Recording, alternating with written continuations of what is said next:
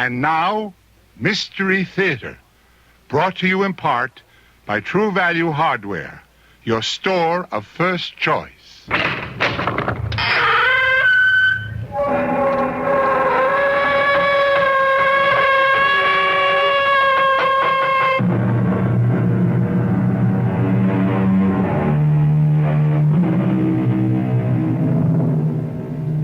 Come in. Welcome. I'm E.G. Marshall. The line between fact and fancy is often a very thin one. The border that separates illusion from reality can be very narrow, just as the distance from sanity to madness and back again to sanity can be a very short one. And do we always know where the real world leaves off and the dream begins? Sometime the spirit of a man die before his body die. When his soul, his spirit, die before the rest of him, then the god Marco is especially sad. When that happen, melody of the drum is especially sad too, like now. Listen to the song of lamentation. Death has walked among my people. It is why this island is called the Island of the Lost.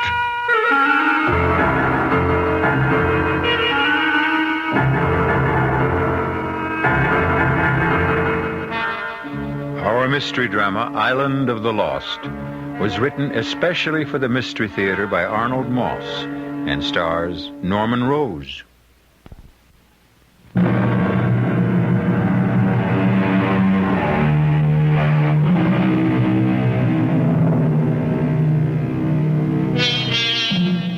Dreams have breath and tears and tortures and the touch of joy.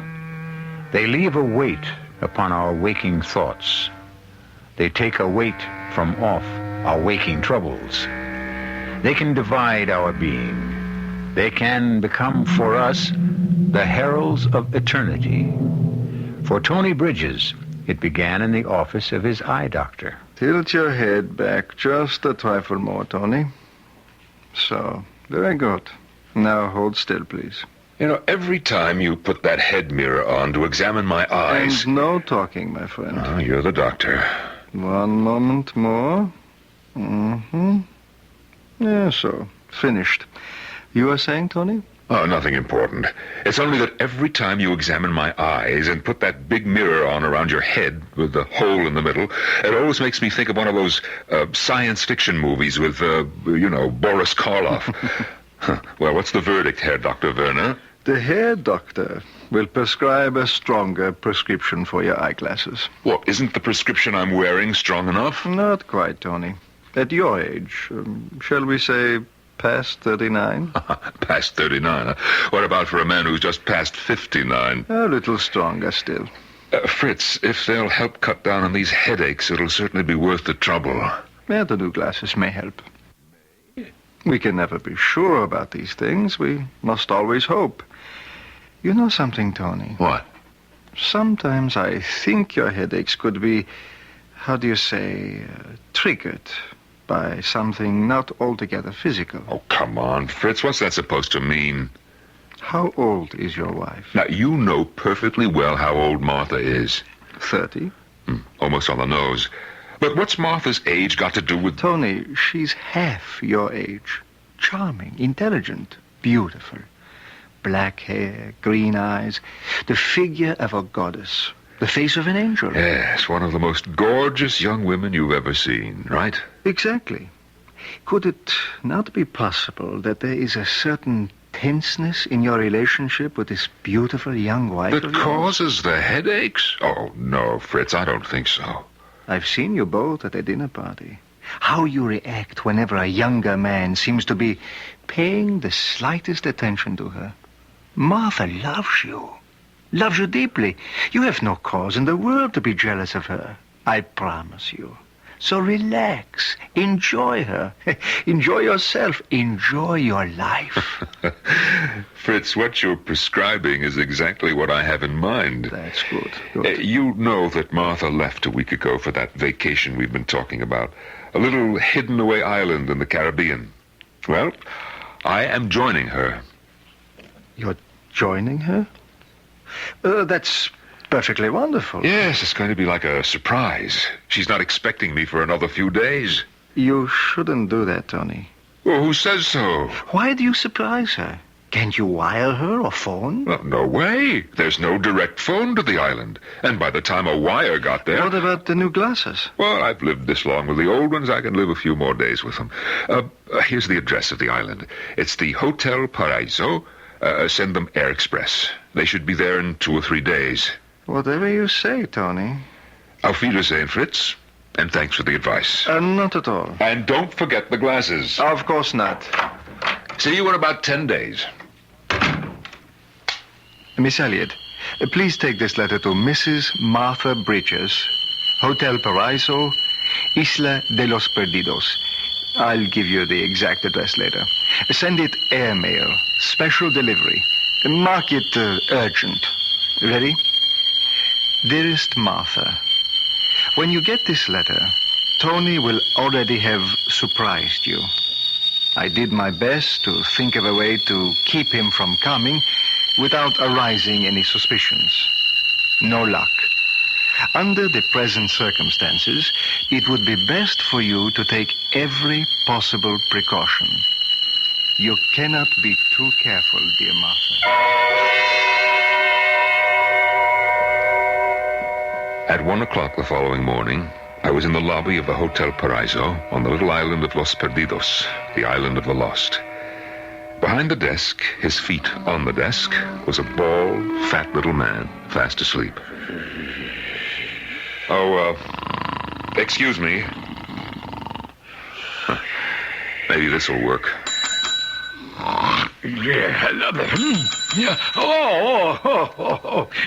Please forgive me, senor. It's all right. I was just taking a few winks of sleep. It's my fault. It is a little late, 1 in the morning, your time. Oh, the hour is of no importance, senor. Welcome to the Hotel Paraiso.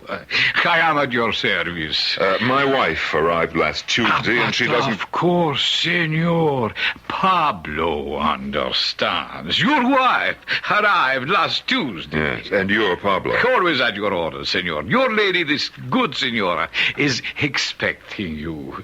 You will find her in the bungalow B. It is our very best. Expecting me? She doesn't even know You that... must not keep her waiting, eh, senor? But this is a surprise. She doesn't even know that I'm coming. Are you sure, Pablo? Oh, I am sure, senor. Oh, you didn't even ask me my name. I know, senor, eh?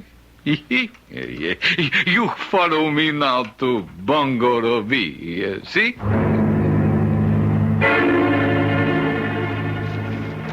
This is our Bungalow B. Enter, senor.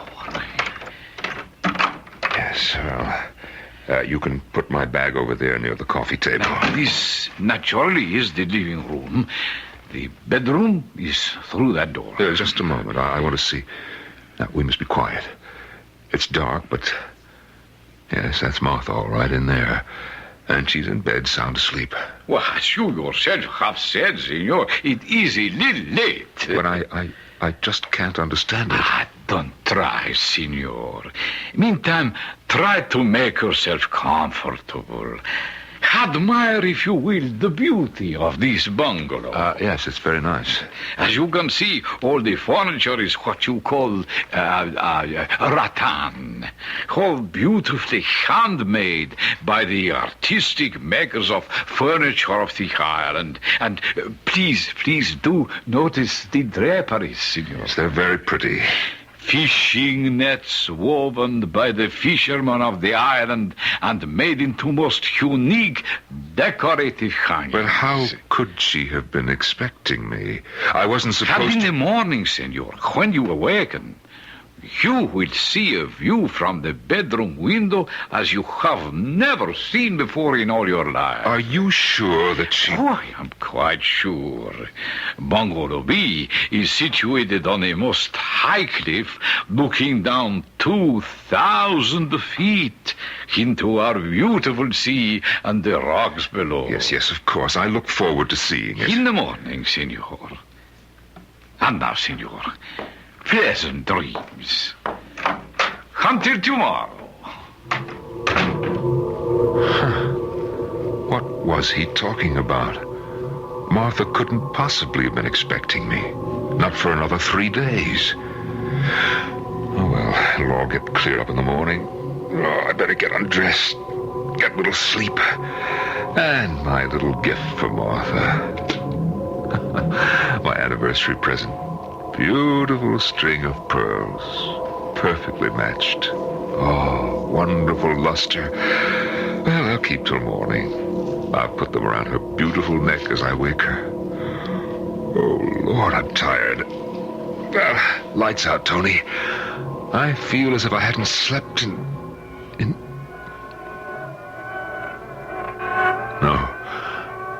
No, not again. Not here of all places. Oh, that pain is coming again. It's spreading down the whole side of my face. It's hard to breathe. It is me, my darling. Alberto. I'm sorry to be late. Oh, I beg your pardon. What are you doing here? I apologize, sir. A frightful mistake. I thought this was Bungalow B. This is Bungalow B, young man, and I'm afraid that you've made a very great mistake. If this is Bungalow B, I have made no mistake. Who do you think you're looking for? I cannot see, senor, but this can not be any of your business. Shh, please, keep your voice down. My wife is in there asleep. Your wife? This is beginning to be most amusing. That beautiful young woman is the wife of an old rooster like you? This is very funny. Your wife? Now listen, you better leave. You've come to the wrong place. Perhaps it is you who have made the mistake. The American girl told me You that... get out of here fast before I kill you. So, the old man has a gun, too. Yes, and it is loaded. Out. As you say, senor. She is all yours, old man. Good night and good luck. As the door slammed shut, something exploded inside me. I knew that these last few months of doubt, fear, suspicion about Martha were based on something more than fantasy. This young man was evidence of it, clear and tangible proof. I hadn't been expected for a few days, and Pablo had mistaken me for this young man. My brain began to pound like a trip hammer. I no longer trusted myself to be in the same room with Martha if I stayed. At that moment, I looked down at my hands. The string of pearls was still in them. I tore them apart furiously and watched as they rolled to the floor. All night long, I wandered as though drugged up and down the long miles of beach, ghostly white in the moonlight. In the morning, weary and numb, I found my way back to the lobby of the hotel. Tony! Darling! No, it can't be! When did you get here? Last night's plane, connecting boat. Oh, darling, why didn't you let me know you were coming? Well, I had a crazy idea, Martha. I wanted to surprise Well, you. you certainly have. Why didn't you come to the bungalow? Oh, I did, Martha. Oh, Tony, I would have heard you. I came in very quietly. Is anything wrong? Are you all right, sweetheart? Oh, yes, I'm just dandy. Where did you sleep last night? I didn't. I walked along the beach after I left the bungalow. Oh, why should you have done a silly thing Martha, what have you been up to since you got here? Oh, Tony, dear. Now stop it. I won't be cross-examined. You know very well. Who was that young man, Martha? What are you talking about? What young man? The young man who came calling on you in the middle of the night. He said he had an appointment. Oh, I haven't the remotest idea what you're talking about. I'm leaving on the next boat. It goes at 4 o'clock. Tony, could we go over to the bungalow, please? We can't talk here in the lobby. All right. Whatever you like, Martha.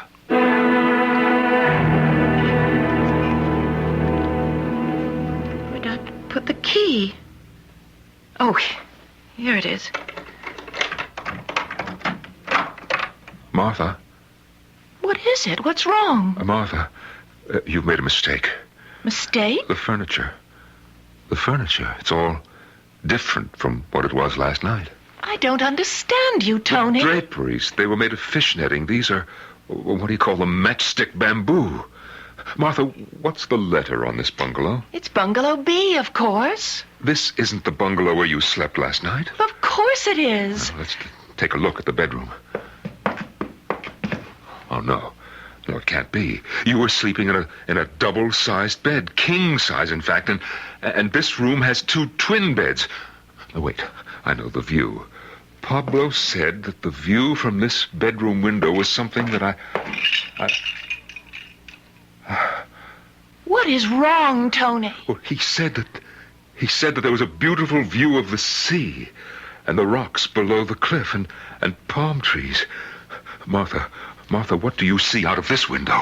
Nothing but the side wall of the bungalow next to us. Then where is the beautiful view? Unless, for some reason, Pablo lied to me. When the tree that has stood in the forest for 1,000 years topples and falls crashing to the ground, is there a sound if there are no ears to hear it? Do the brilliant colors of the rainbow exist for someone who has never had the blessed gift of eyes and eyesight? These are questions for which there are no easy answers. Just what similarly disturbing questions are there for Tony Bridges? Questions to which he has not yet found the answer. We'll find out shortly when I return with Act 2.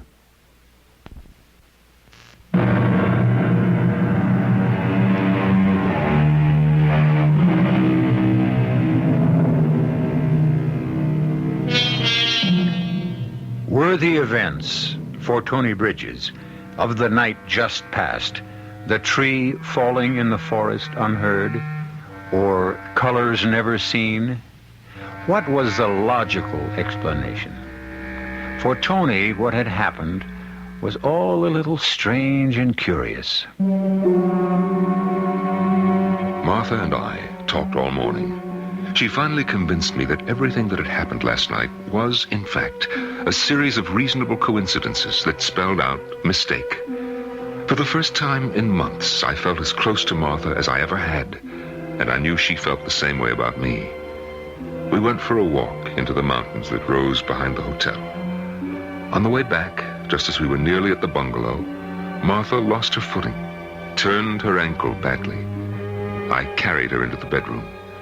She rested while I unpacked and ordered dinner in our rooms. So, with your permission, senor, a beautiful dinner has been prepared for you and the senora. Look here. This fish was swimming happily in the sea only half an hour ago. And 1 hour ago, these beautiful vegetables were growing proudly in our own garden. Yes, thank you. Thank you very much, Pablo. It all looks beautiful indeed.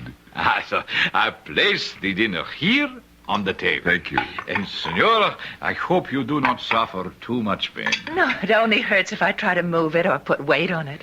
You just stay where you are for a day or two and it'll be fine, I'm sure. It is essential that one exercise care when walking in our beautiful mountains. From the time when there were earthquakes here, there are some cracks where one can trip and twist an ankle. Oh, really? This is earthquake country. I didn't know that. Senor, was. Not in any more than 40 years.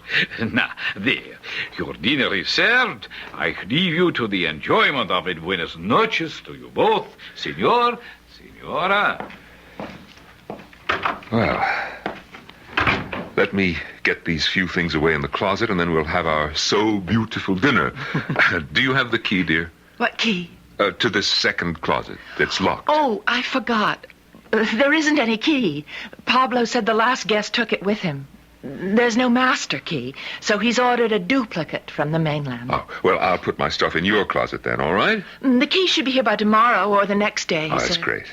And now, if the senora will permit that she be carried from her bed to this most appetizing dinner... The senor has the senora's permission. Up we go. Oh. There we are.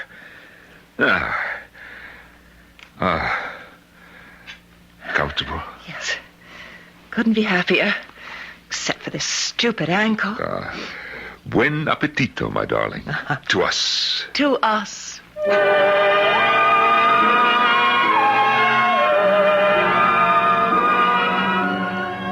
In the middle of the night, I was wakened by the most curious sensation. My bed was being shaken violently. All around me, I had the feeling that the furniture, the pictures on the wall, were vibrating in some strange way. The whole bungalow was quivering. Martha!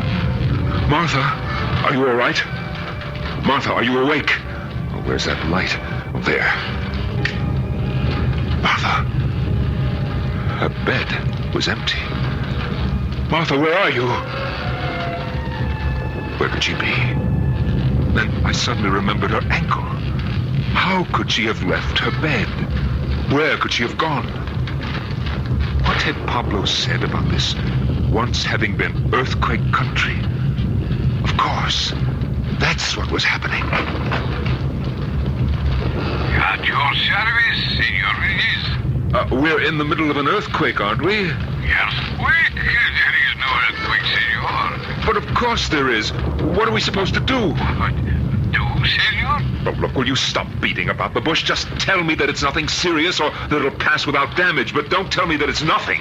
Would it please to tell me why the Senor thinks there is an earthquake? The pictures, my bed, the lamp, the whole room is shaking and jumping around, and that noise, that rumbling noise. The Senora, your wife, she is experiencing the same thing, Senor? Well, that's just it. It's really why I called. My wife is not here. Oh, I am so sorry to hear she is not there. Have you seen her? I regret, Senor. I have not. But where could she have gone? She can't walk. Of this, I have no knowledge, Senor. No, wait a minute. Wait just a moment. The sound seems to have stopped, and nothing's shaking anymore. Is it all over? I think perhaps I can explain. The strenuous climb you have made this afternoon in the mountains, the kindness of the altitude and the thinness of the air, you are not used to it. It happens to many of our guests. What happens? It is a kind of a spasm of the muscles, Senor, from the altitude. I'm so happy it has passed. But my wife, where is my wife?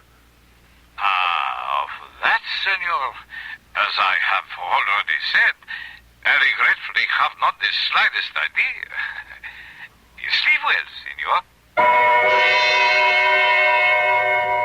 In spite of my concern about Martha, I fell asleep immediately. A long and merciful sleep. When I awoke, it was broad daylight. The sun was streaming in through the windows, and everything was exactly as it had been in the middle of the night, except for one thing. Lying in the next bed, reading calmly, was Martha. Good morning, sweetheart. Did you have a good night? I slept like a rock. Where were you last night? Tony, let go of my arm. You're hurting. Where were you? Where did you go? What are you talking about? Where were you? Let go. Get your hands away from my throat. I can't breathe. In the middle of the night, you left this bedroom. Now, where did you go? Are you out of your mind? Take a look at this ankle of mine. It's purple and blue. It's twice the size it was last night. I can't walk on it except with the greatest pain. You asked me where I was last night, I was here. Right here in this bed every minute of the night.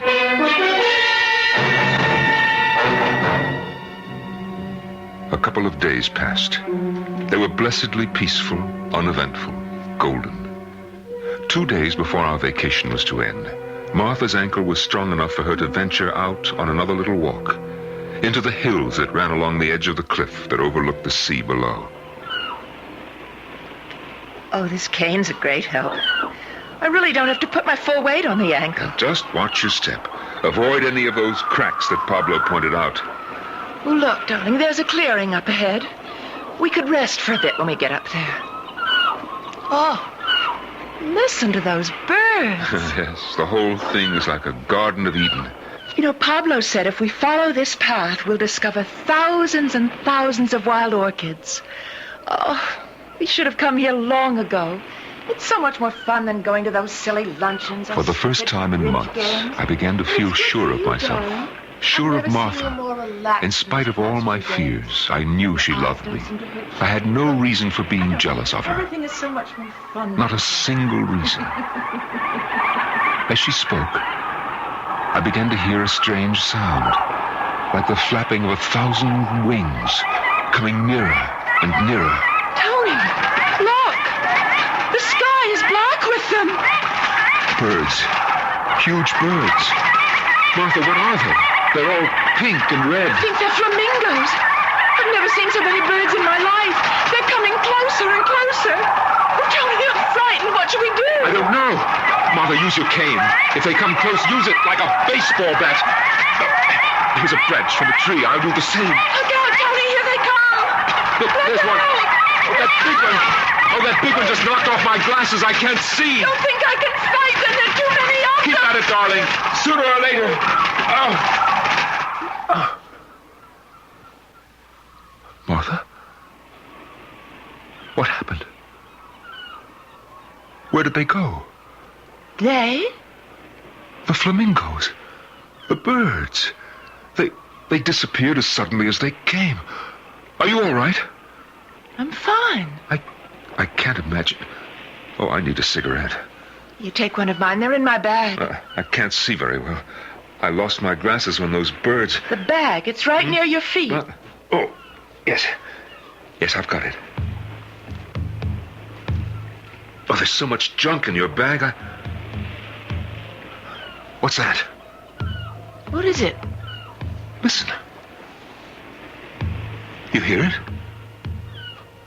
What do you suppose it is? Martha, you do hear it, don't you? I think so. In the distance, those drums beating. Well, of course. Of course I hear them, dear. Oh, thank heavens. I thought for a moment. Where do you suppose they come from? Who's playing them? But I haven't the slightest idea. It's funny. Huh. Now for that cigarette. Down we go into the bottom of your bag and... Martha. Martha, what's this? That's the key to the closets in the bungalow. To your closet? To my closet and your closet. It's to both closets. Both? When did it get here? It's always been here. Why? When I asked you about it the other night, you said there was no key to my closet. Somebody had taken it away and they were making a new one. I said that? Of course you did. Now, wait a minute. Wait a minute. It's all starting to make sense. That anyone could be so evil. That anyone could so despise another human being that she'd stop at nothing. Stoop to anything to get him out of the way. You don't know what you're saying. I love you, Tony. You must believe me. Anything at all. Even to the point of trying to drive a man out of his mind. It's not true. All these strange things that have been happening. Oh, they were no coincidences. They were all part of some twisted, devilish scheme you worked out to get rid of me by driving me mad. Careful, Tony. You're backing me so close to the edge of the cliff. The mix-up with the bungalows. Oh, that was a good one. How did you work that? And the business of your ankle and disappearing in the middle of the night. That was worthy of a master. Stop it, Tony! And the birds, huh? And now this key. Oh, you missed your calling, Martha. You should get an act together. Martha, the mysterious magician. She mystifies. She confuses. The hand is quicker than the eye. She cheats. She lies. But it's all part of the act, isn't it, Martha? Isn't it? Careful, Tony. I'm losing my balance. Tony,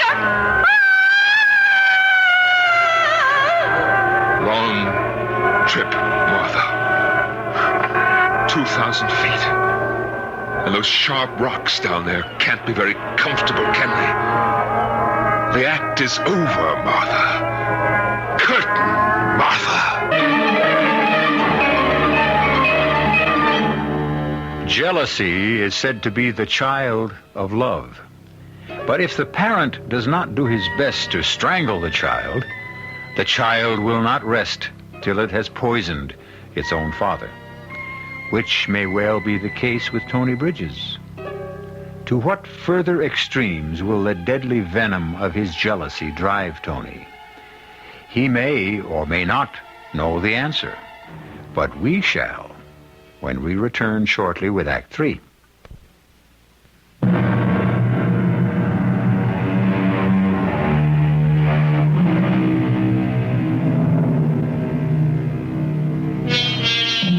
A glorious feeling of exhilaration flowed through Tony. His head was as light as if he'd drunk too much champagne. For the first time in years, he no longer had a heavy millstone around his neck, the torment of having a beautiful young woman for a wife. Tony Bridges' only concern now was to find some way to get off the island before Martha's body was discovered. The same drums I'd heard just before Martha. I started walking slowly, deliberately, in the direction from which they seemed to come. Without my glasses, I could just barely see where I was going. I tore my way through a tangle of creeping vines and found myself in some sort of a clearing. I almost stumbled over something seated before a small fire. It was an ancient little man of the island, his face like so much black parchment, his clothes in rags. He sat there, hunched over the smoky fire, blinking his eyes and mumbling.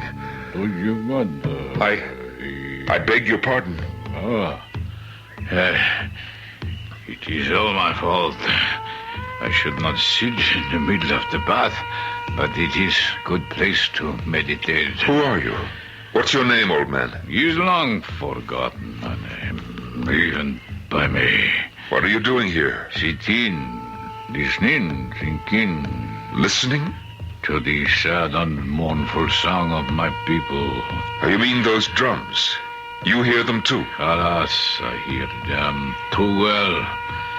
I hear them. What are they for? Where does the sound come from? Our island is small. They come from everywhere. They are heard everywhere. But why? Why? What do they mean? Is what who hear is lamentation. Death has walked among my people, among the lost ones.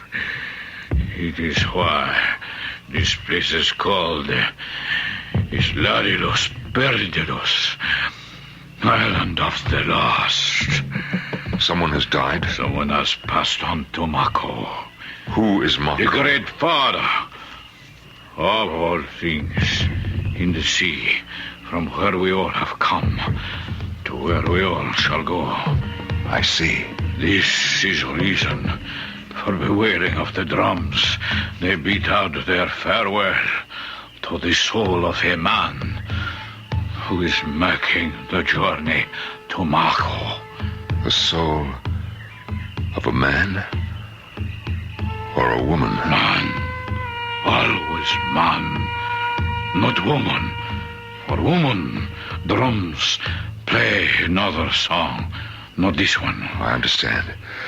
I'm very sorry for the poor man who has gone on to Mako. When did he die? No one can be sure.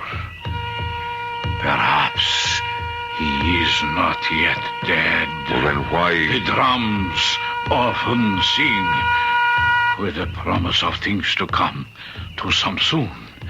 Sometime the spirit of a man will die.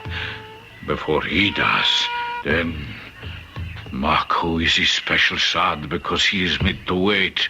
When that happened, the melody of the drums is especially sad too. Like now.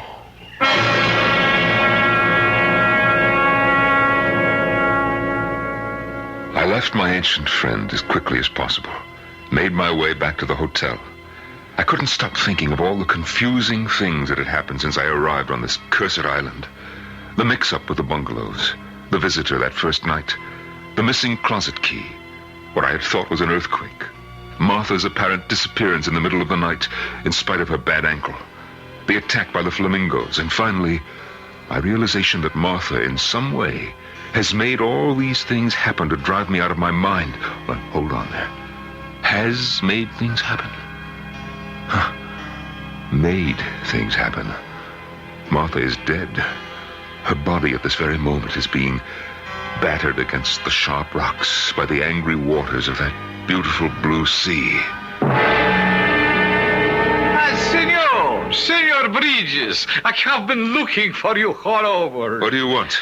Most especially, I have been looking for the senora, your wife. What is it?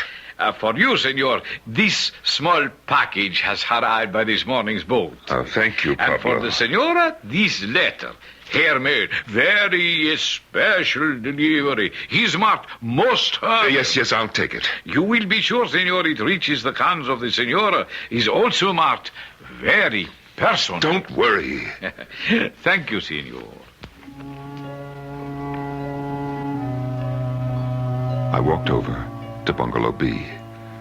Once inside, I collapsed into the big chair, feeling as though my lifeblood had been drained from me. I opened the package addressed to me. Good old Fritz. My glasses. I put them on, and things came into focus once again. Then I tore open the letter addressed to Martha. Very especial delivery, most urgent, very personal. As I read, my hands began to shake, my head to ache.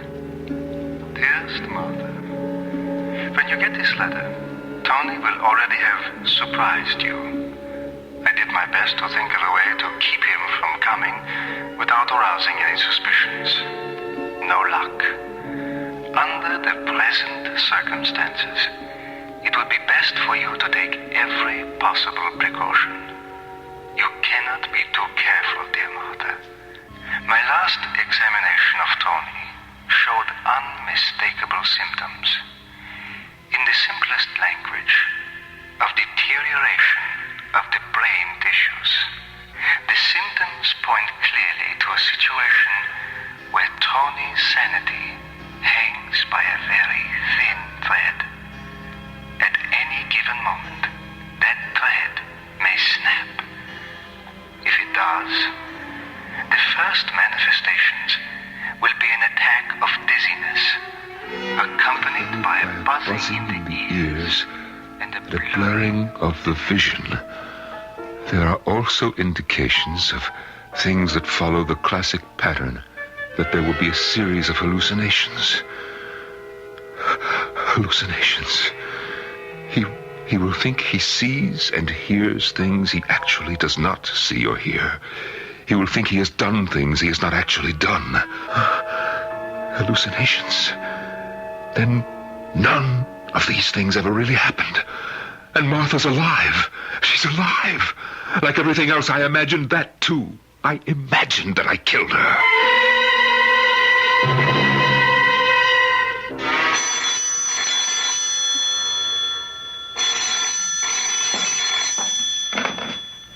Si, pronto?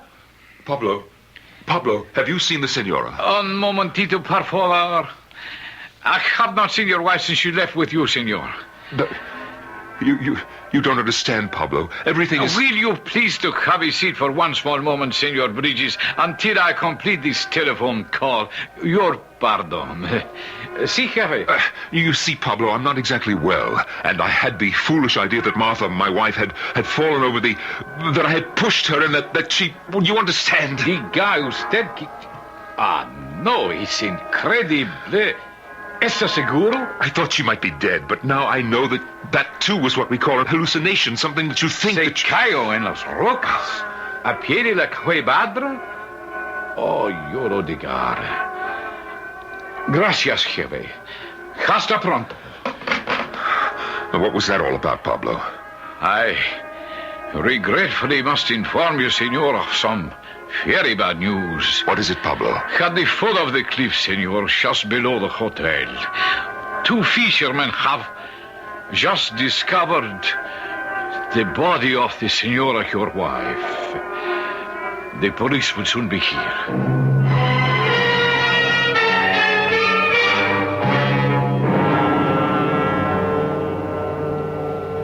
Are you all right, Senor Benitez? Oh, yes, I'm fine, Pablo. Did I hear you speaking on the phone a moment ago? The phone? Ah, si, senor. It was the contractor for the building of the annex to this hotel. And you didn't tell me something about 2 fishermen, what they found at the bottom of the cliff? Not one word, senor, about any fisherman. You said nothing about my wife? Well, no, senor. Oh, thank you. Thank you, Pablo. I'll be in the bungalow. Was that phone conversation and what Pablo had told me about Martha's body being found at the foot of the cliff, was that too a hallucination? Along with my backing her off the cliff? What was real? What was imagined? Was Martha dead? Was she alive? I rushed back into the bungalow. I knew Martha would be there. Dear, sweet, wonderful, beautiful Martha. Martha? Martha, sweetheart, where are you, Martha? The bedroom? The bathroom? Oh, where on earth could she be? Yes! Excuse, senor, but you have 2 visitors. I will accompany them to the bungalow. We will be there in a moment. She couldn't possibly have gone to... No, what's this? What have I got in my hand? Where did it come from? The key to my closet. I had it when I asked Martha for a cigarette, and she told me that... and it's been here in my hand all that time. Strange. I must open the closet now. I do have the key, and that's what keys are for. To open things. Isn't that right, Tony? You must excuse us, senor. These are the police of the island. No, not just this minute, please. Not till I open the door to the closet. We can tell you. The maid, when she cleaned this morning, found the door to the closet open. So? No, it isn't for real. I'm only imagining this. It's my imagination, gentlemen. It's my imagination.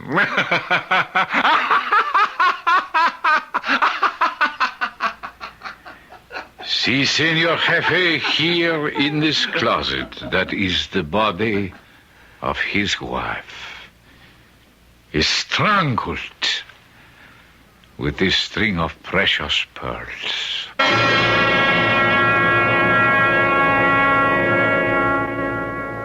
The poet Longfellow wrote, "The moon, from some dark gate of cloud, throws o'er the sea a floating bridge of light, across whose trembling planks our fancies crowd into the realm of mystery and night."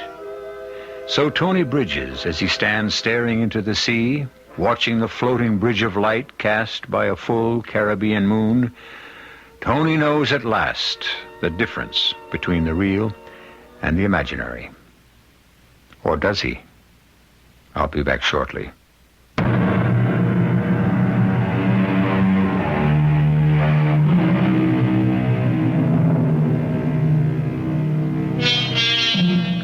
We trust you've enjoyed our little exercise in Now You See It, Now You Don't. Or to put it another way, a string of precious pearls should never be used for anything other than show. But that's something everybody knows, isn't it? Our cast included Norman Rose, Marion Seldes, Bob Caliban, and Ian Martin. The entire production was under the direction of Hyman Brown. This is E.G. Marshall inviting you to return to our Mystery Theater for another adventure in the macabre. Until next time, pleasant dreams.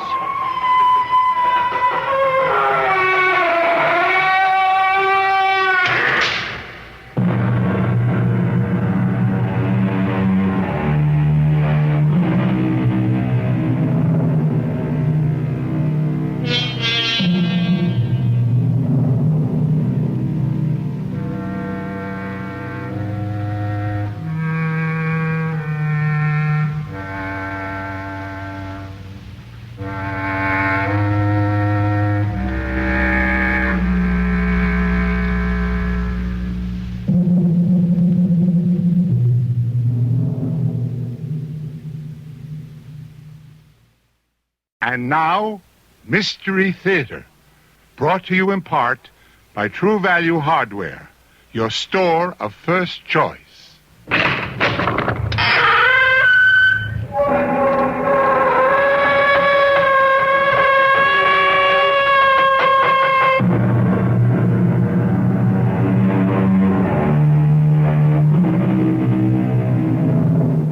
Come in. Welcome. I'm E.G. Marshall. There is more than the fear of the supernatural, the unknown. There is the terror that stalks the streets of our cities, and the nightmare of sudden accident that can erode a man's soul and destroy faith and hope. This story begins in an old limestone house, once an extravagant mansion, now a walk-up apartment building. And we start at the top, in the tiny two-room flat occupied by an elderly single lady as she opens the door after the long climb. The stairs will be the death of me yet. I'll just sit down and... Well, someone's been at my silver caddy. The drawer. It's stolen. It's all gone. All right, Mama. Cut it! You try to yell, I'll kill you. And don't turn around. Please, not my silver. All my jewels. They're all I have left of Fred. Please, I have money in the... You shot me. Well, I told you not to turn around. You silly old hen. Hey, man, that's a good-looking brooch. Might as well take it along, eh, Mama? Hey, you dead? Oh, that's good. I'd have shot you anyways. One way I get my kicks. So long, Mama. Sleep tight.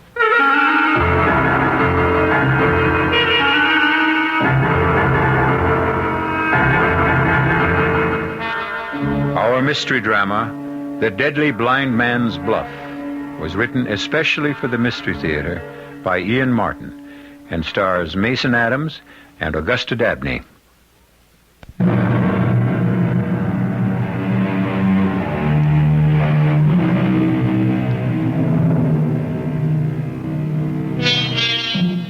Not so long ago, 821 Green Street was a good place to live. From the landlord who lived in the basement to Mrs. Schofield, the elderly lady who lived on the top floor in the single tiny apartment with a flower terrace outside. Certainly nobody was happier to move into the building than Fran and Dave Miller. How could they have even guessed that in it Dave would lose himself as a man, or that a savage, reckless, vicious killer would be the magic key to him finding himself again? It's quite a climb, 3 flights. Only one person lives higher. Mrs. Schofield. Quiet as a mouse. She won't ever bother you. Here we are. How clean and well kept up everything is, isn't it, Dave? Yeah, somebody takes a lot of pride in the work put into this. Mm-hmm. My grandfather had this house built for him. Mm-hmm. 1894. People took a power of pride in what they worked at then. Can't find anyone who wants to work with his hands these days. Oh, yes, you can. My Dave. And nobody takes more pride in what he does. What's your profession, Mr. Miller? I'm a jackhammer man, Mr. Stone, a riveter. Yes, he works on all the big ones. Why, he doesn't care how high he goes. Yeah, well, I'm glad you brought it up because there is one drawback to the apartment I feel that I've got to tell you. You mean the big apartment job they're breaking ground for at the corner? Yes, there's going to be an awful lot of noise for a while. Well, that's no drawback for us, because we're both out working all day. As a matter of fact, I may be even working on that building, so I'm the one who'd be apologizing to you. Well, I'm glad that's out of the way. Now, let's have a look at the apartment and see what you think, eh? I've got that feeling, Dave. It's going to be lucky for us. Oh, my. Oh! Well, if the rest is as good as this, we're home, Dave.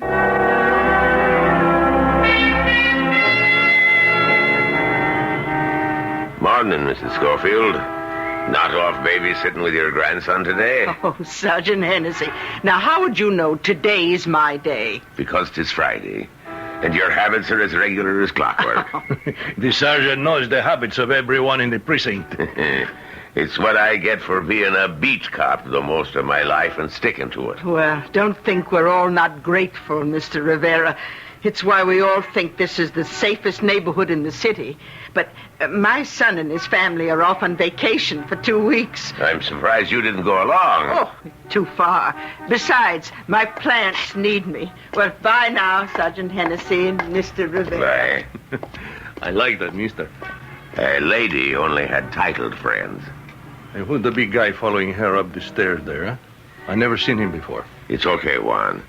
He and his little bride just moved in. Nice people. Oh, yes. Yeah, I have seen his wife. Something to look at, huh, Sergeant? Pretty as a picture. Which is more than you look like, leaving your big fat rump against the building. Too many tortillas, Juan. Come on, let's go patrol. And you know the funny thing? The longer the day goes on, the heavier these boots get. Just thank himself up there you live in Queens on the first floor. And not up 4 long flights like poor Mrs. Schofield is climbing now. You'll never make it. Can I give you a hand? Oh, thank you, young man. I'm afraid these stairs are beginning to get the better of me. I'm David Miller. My wife and I just moved on the 4th floor, apartment B. Oh, well, I'm Letitia Schofield, top floor. Well, just one more now, if I ever make it. Well, I'd be glad to see you home safe. Safe? Oh, Lord bless you, son. In this house, that's never anything to worry about. 7 years I've been here, and it's as safe as a church. Are you sure you can make it now? Oh, don't you worry. I fly this last flight like a bird.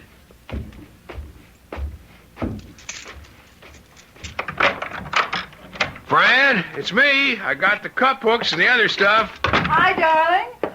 Oh, I've just been fixing and fiddling, and it's all just as perfect and wonderful as I knew it would be that first day when we took it. Hey, take it easy. You want to break me in half? No, I just want to hug you as hard as I can to let you know how happy I am. Oh, nothing could break you anyway. You're as hard as steel. Not inside. Not when you're this close. Well, I want to be as close as close. I love the apartment, darling. I love you. I love us. Do you love me? You know I do. All I do is have to look at you. You're so beautiful, Fran. Okay, you just keep wearing those rose-colored spectacles, and I'll stay that way. I don't need spectacles. Nothing the matter with my eyes.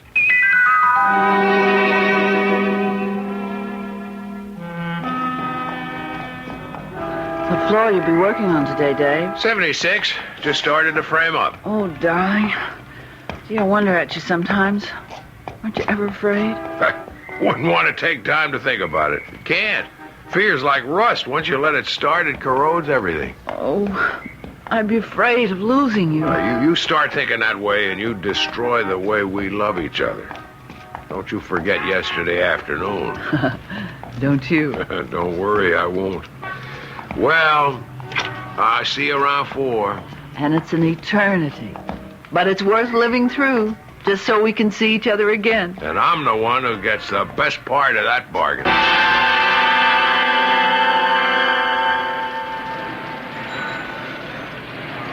What are you, Juan? The bird of ill omen? You're always hovering over the bulletin. It's that fellow top dog. If I could catch that piece of filth, then all the rest of being a cop, the other dirt and waste, and most of the time being too late to stop it, it would be worth it all. Yeah, I know how you feel. He's a maniac. He kills too often. But me, I just hope he stays out of our precinct. He seems to be working the other side of town. Now, here's a bulletin in from the 13th. Looks just like him. But I am not like you. I want him in our precinct so I can find him and destroy him. Anyone catches him is really going to have their eyes peeled. In the meantime, we'd better hit the beat. So far, What's that? It's our precinct. Fire on that big new Haverford casualty building. All personnel alerted for fire department support. Okay, Juan, I'll check with the lieutenant. You see what squad cars might be available in case we need to ride. What caused the fire, Sergeant? Well, I got it from the crew boss. Your husband's been breaking in a new bucket. Yeah, I man. know. His regular partner, Duke Maxton, he sprained his ankle. That's right. And I know the new guy's a scatter arm, but this wasn't the first rivet he's thrown out of Dave's reach. No, man. And even as red hot as they are, Sergeant, even on wood floor, the rivets aren't likely to start a fire. Yeah, well, this one did. You see, they were just about to start welding on one of the joints, and the welder had just brought up his tank and uncoiled the hose.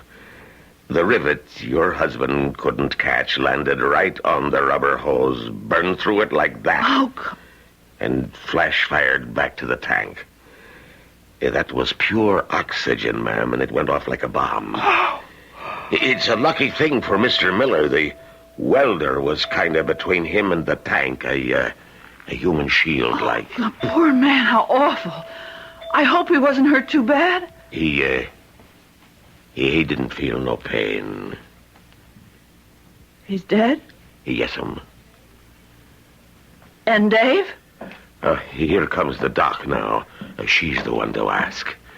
Dr. Beinfield, this is Mrs. David Miller. Oh, how do you do, Mrs. How's Miller? my husband, Doctor? Is he hurt bad? Well, not in general, Mrs. Miller. Do you know what happened? Yes, the sergeant told me about the explosion and the other man. The welder, yes. Well, he absorbed almost all of the flame and the flying metal. Almost all?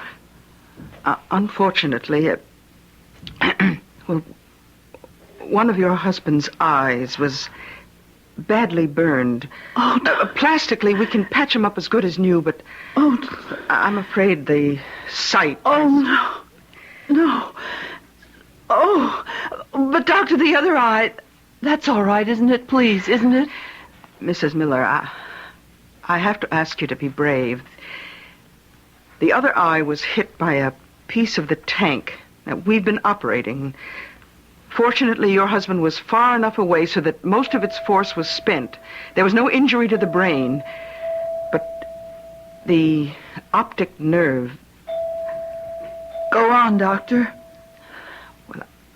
I'm afraid it was completely destroyed. You mean my Dave is blind? Oh, Mrs. Miller, I'm sorry.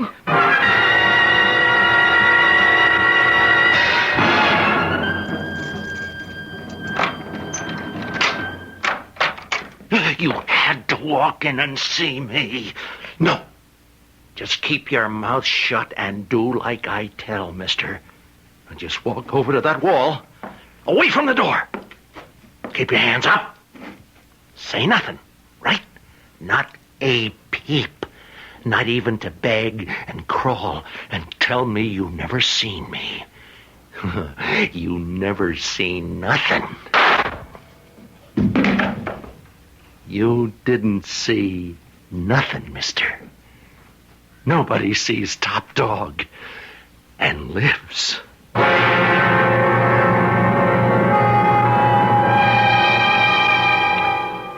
A vicious killer on the other side of town from an unconscious young man who doesn't know yet that he will never wake to light again. A psychopath who doesn't deserve to be alive, and a fine young man tragically turned into a someone else he will find hard to live with. What do these two have in common? Why do they belong in the same story? We shall begin to find out when I return shortly with Act 2.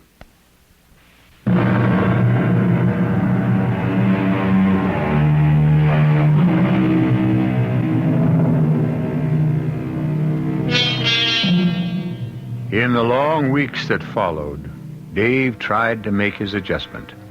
He faithfully followed all the instructions of his teacher who came daily. Most difficult was persuading Dave to leave the house, to learn to walk on foot, to carry the white cane that was the badge of his condition. One thing only he did willingly enough: exercises. He kept himself as fit and hard as he had always been.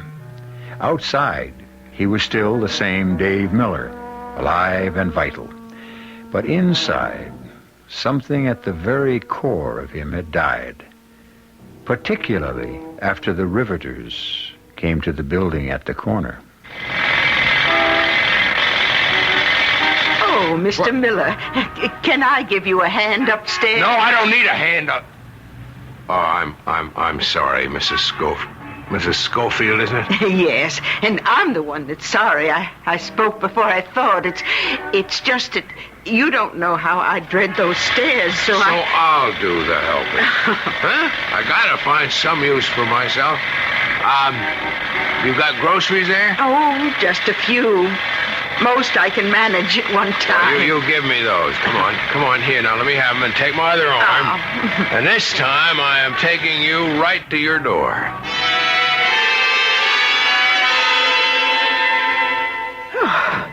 Oh, my. Oh, well, that's the easiest trip I've ever made, I think. Oh, thank you, Mr. No, I think I'm old enough to say thank you, Dave. Sure, Mrs. Schofield. Here, I'll give you the shopping bag now. Oh, good. Oh, well, won't you come in a minute? Knock over your furniture or bust something? Don't forget I'm blind. Oh, you wouldn't let me forget. But I wanted to show you my terrace. I waited too long to see it, I'm afraid. Oh, well, you can still smell the flowers and feel how cool it is and hear my little fountain splashing.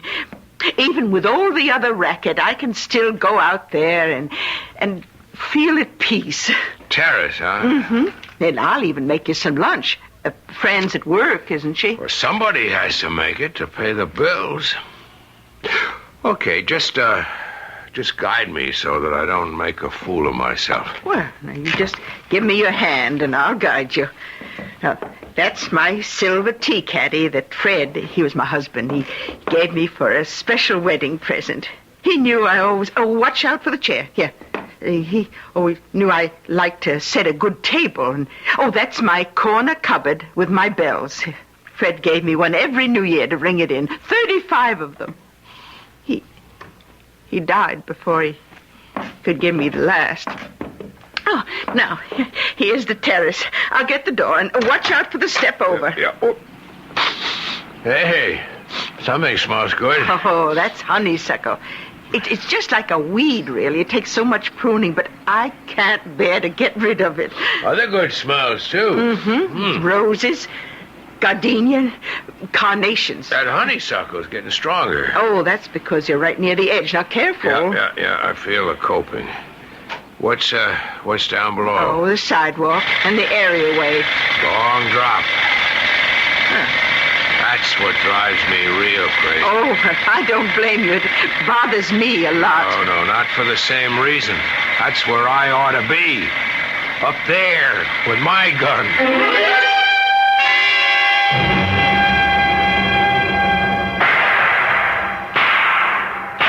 Watch it, Juan. He's got a gun. We know that. Did you hit him? I never even saw him. He went over the fire escape so fast. Let's get after him. It's too late.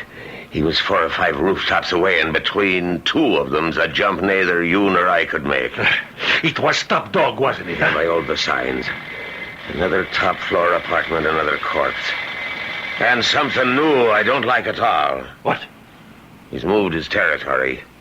He's in our precinct now.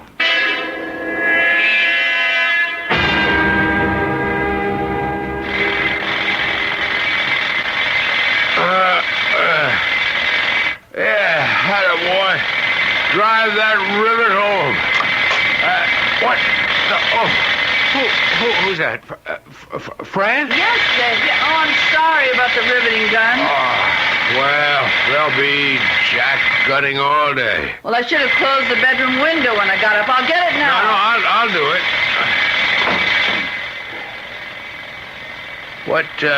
What time is it? 5 after 8. Darling, What? why didn't you go on back to bed? No, I couldn't sleep now. You must be so tired. Why should I be tired? Because you were up half the night again. You were prowling about in the... So say it. In the dark. What else is there? I got things on my mind. Oh, what are you looking for, darling? My slippers. Well, I'll get them for you. I can get them for myself. Will you stop treating me like a baby? Never mind, I got them. Dave, don't find it so hard to ask me for things. I'm your wife. I want to be everything to you. I've always tried to be.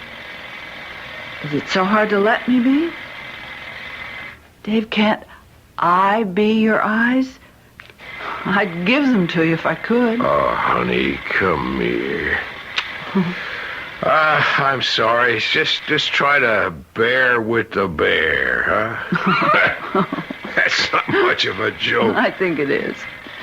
To hear you cracking one again. Second best thing you could do for me. What's the first? Well, as long as you are up, couldn't you kiss me good morning? Oh, darling, forgive me. I love you. Good morning. Good morning. I love you. Sit down, honey. Oh, Dave, I haven't time. And it's payday today. I'll be home real early. Okay.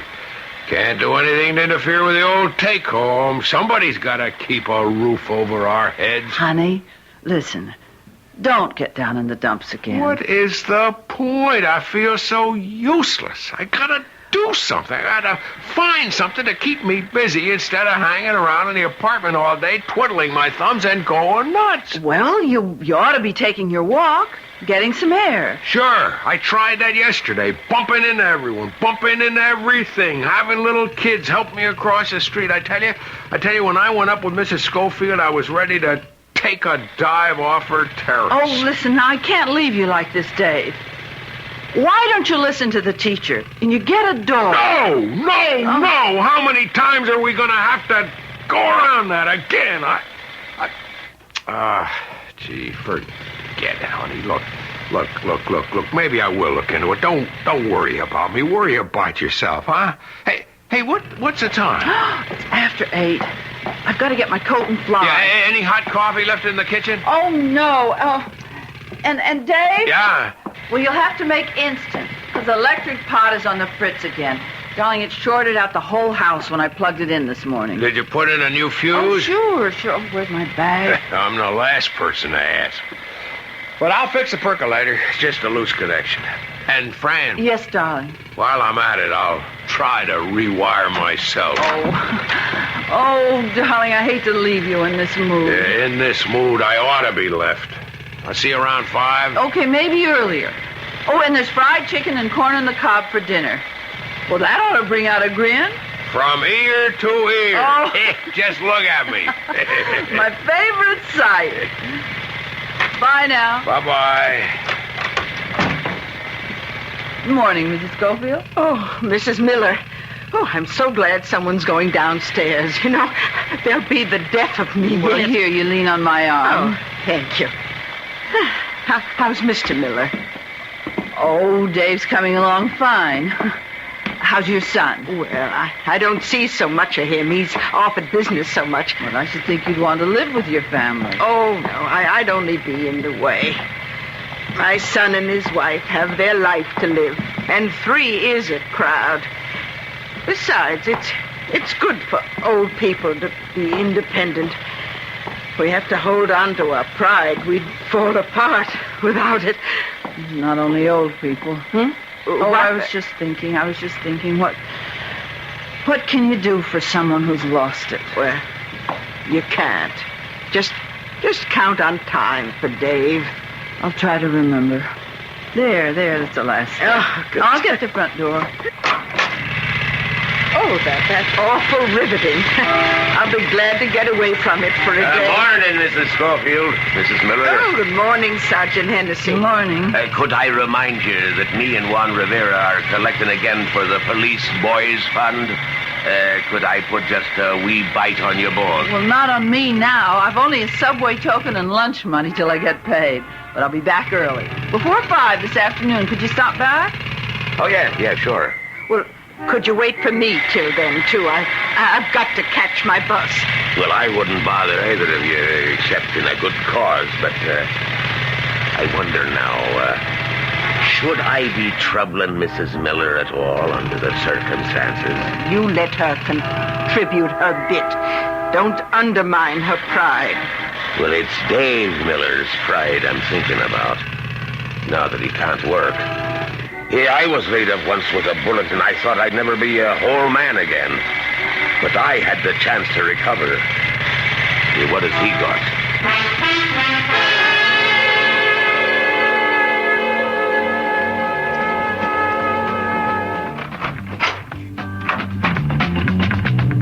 For heaven's sake, Dave, it's bedlam in here. What'd you say, friend?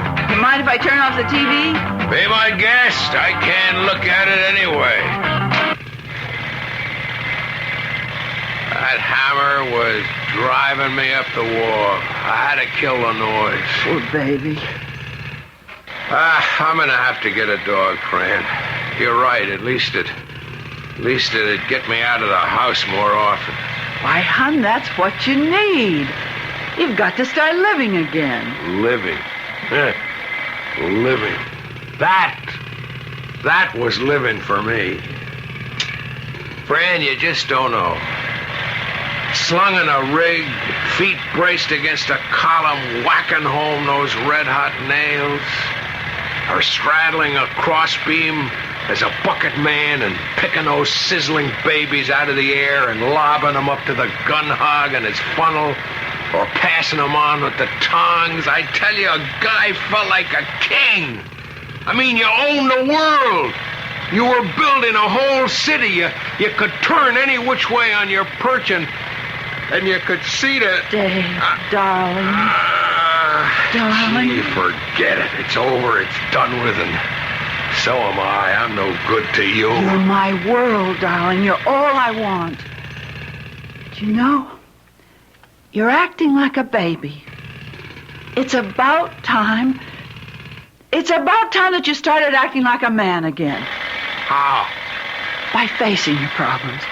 By realizing that, well, in spite of what's happened, you're as good as any other man. And for me, you're a darn sight better when you're yourself. I'm going out and make a cup of coffee. You can't. I used up all the instant. You didn't fix the percolator? I tried to, but it's in the elements somewheres. And guess what? I couldn't fix it because I couldn't see where. Dave, where are you going? I'm going out. I'm no good to you. I'm no good to me, to nobody. Just let me figure my own way out. I should climb up to Mrs. Schofield's and just take the step over that honeysuckle off of the terrace. That was a gun. Hey, who's there? Did you hear a gunshot? Shut up. Drop that white cane. I need it. I can't see. Hey, you mean you're blind, man? Yeah, but who... Oh, boy, this is your lucky day. I almost let you have it, too. Okay, now move away. Who are you? Move away. I said move it. I got a gun in my hand, and I'm busting clear out of here. It's okay, Warren. If you tried to lug that lump of lard on your rump up 4 flights, you'd be liable to have a heart attack. Cops! Okay, Mac. Is this your apartment, huh? Yeah. Here, you feel that? That's a rod. It's loaded, and I ain't got no cause not to use it again. So open up your door and get me inside. Why should I? The name's Top Dog, man. That bring you in a line? You heard of me, huh? Yeah, I've heard of you. And you know I don't mind using this. That's just what I was thinking about. Maybe I should just let you go ahead. My best way out. What would you say if I just said, go ahead, shoot?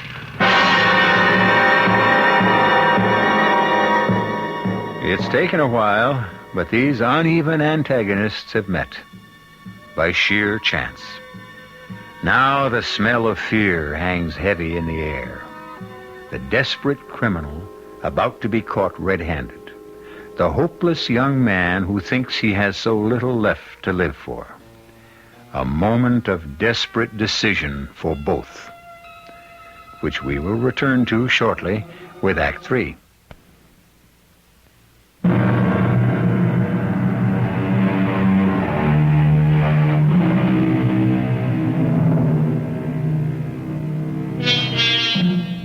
On the 4th floor landing, Top Dog looks in awe at the first person he has ever met who shows no fear of the lethal weapon that has killed without mercy so often.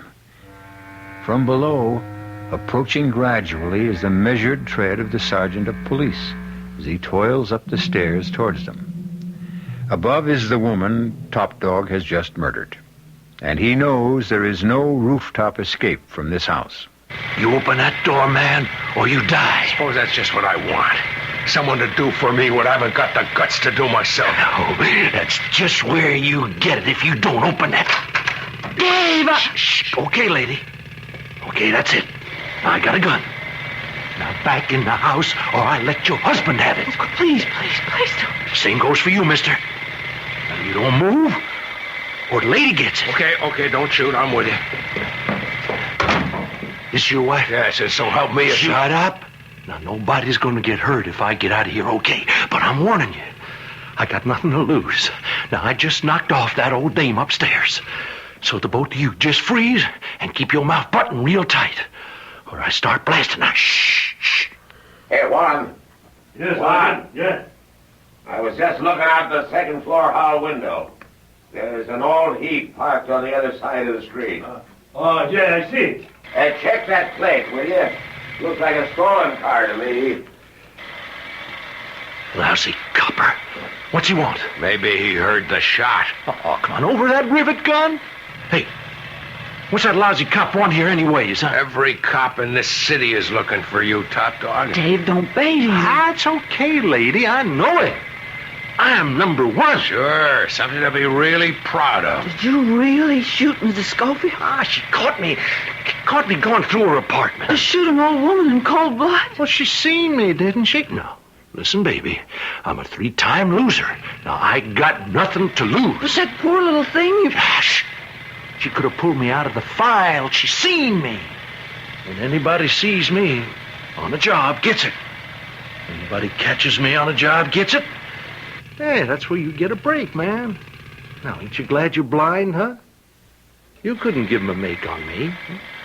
Hey, lady, you blind like your husband? No, I'm yes, not. we're both blind. So, you seen me too, lady, huh? Well, that's kind of too bad now, ain't it? Hold it down, everyone. Who's that? I guess it's the sergeant. What's he want here? Mrs. Schofield and I promised him a contribution for the Police Boys League this afternoon. Well, maybe he'll figure you ain't home, huh? No, he knows I'm here. I just said hello to him at the corner. You see? So pay him off. You're hurting me. Now, look, you just cool it, man. Now, look, Jake, you got one other job to do. Now, you keep that cop from going upstairs, huh? And no funny business. If you do anything to my wife... Button it up, helpless. You're the first to get it if anything goes wrong. Now, you get it, lady? Yes. Then go on. Oh, afternoon, Mrs. Miller. I knocked and got no answer. But I rang the bell because, well, I'm sorry, but I knew you were home. Yes, I went to get my bag. Something wrong? No, I'm just still a little out of breath after the stairs. Yeah, I know what you mean. I took my own sweet time on them. It's one tough climb. Here's the money. Oh, thank you. And now I'll just make out the receipt. Oh, that won't be necessary. Oh, it won't take a moment. We're supposed to, you know. If I could just step in a minute, I'd like to say hi to Dave. Oh, you can't. Are you all right? You're acting kind of funny for you. It's just Dave. He's not feeling so well, but he's lying down, and he has his bad day. Oh, yes, I understand. Poor guy. Lousy thing to happen. I'll just scribble this against the wall. Well, just one more flight to go, and I've done my bit for the PBL. If I can make it. To Mrs. Schofield? Yep. I don't believe she's home yet. Well, sure she is. I saw her in the corner grocery not 10 minutes ago, and she was on her way back then. Here's your receipt. I'll be seeing you. Why didn't you stop him? How could I? Before he finds out what you've done, now is your chance to make your break. Oh, no, you keep your distance. Help us. I don't trust you. What harm can I do you if you get away? I don't know what you look like. Your wife here does. Let me think. If I close the old lady's door, maybe he'll think she went out again when she doesn't answer. Did I close the door? I don't remember. Or were her keys still in the lock? Come here, Fran. Now, you better make it quick if you're getting out of here. And don't try any shooting. You can't hit Fran with her behind me. You lousy... Juan, are you down there? You bet. And it was a stolen car. Never mind that. You get out to our car and put in the 1020. Hey, you got a DOA? It looks like a homicide. And Juan, Yes, Sergeant. cover the front door. Nobody goes in or out. There's a chance whoever did it is still in the building. And what's your step, Dave? This one looks like your boy Top Dog. Santa Maria. Just get on the horn, will you, and get us some help. That tears it. Dave, look out! Dave! Don't scream, Mrs. Miller. One peep, and it won't be a little pistol whipping for your hubby. I'll lay his brains open. Okay, helpless. You can hear me, right? Yes. Well, then on your feet and in the bedroom. Hey, wait a minute. Yeah, no fire escape. Fine, let's go. What about my wife? Oh, she stays with me. I need her. Now, listen, the both of you. This is a .38 I got in my hand. Now, I don't want to use it. Now, when that cop come around to check up, there ain't a sound from either one of you. Now, if he does come in, I'm in the closet. But I want you should listen close, Mrs. Miller. I can still blow that hole through your husband and the cop, and then you, if you don't follow orders. There he is now. Now it's up to you, Mrs. Miller.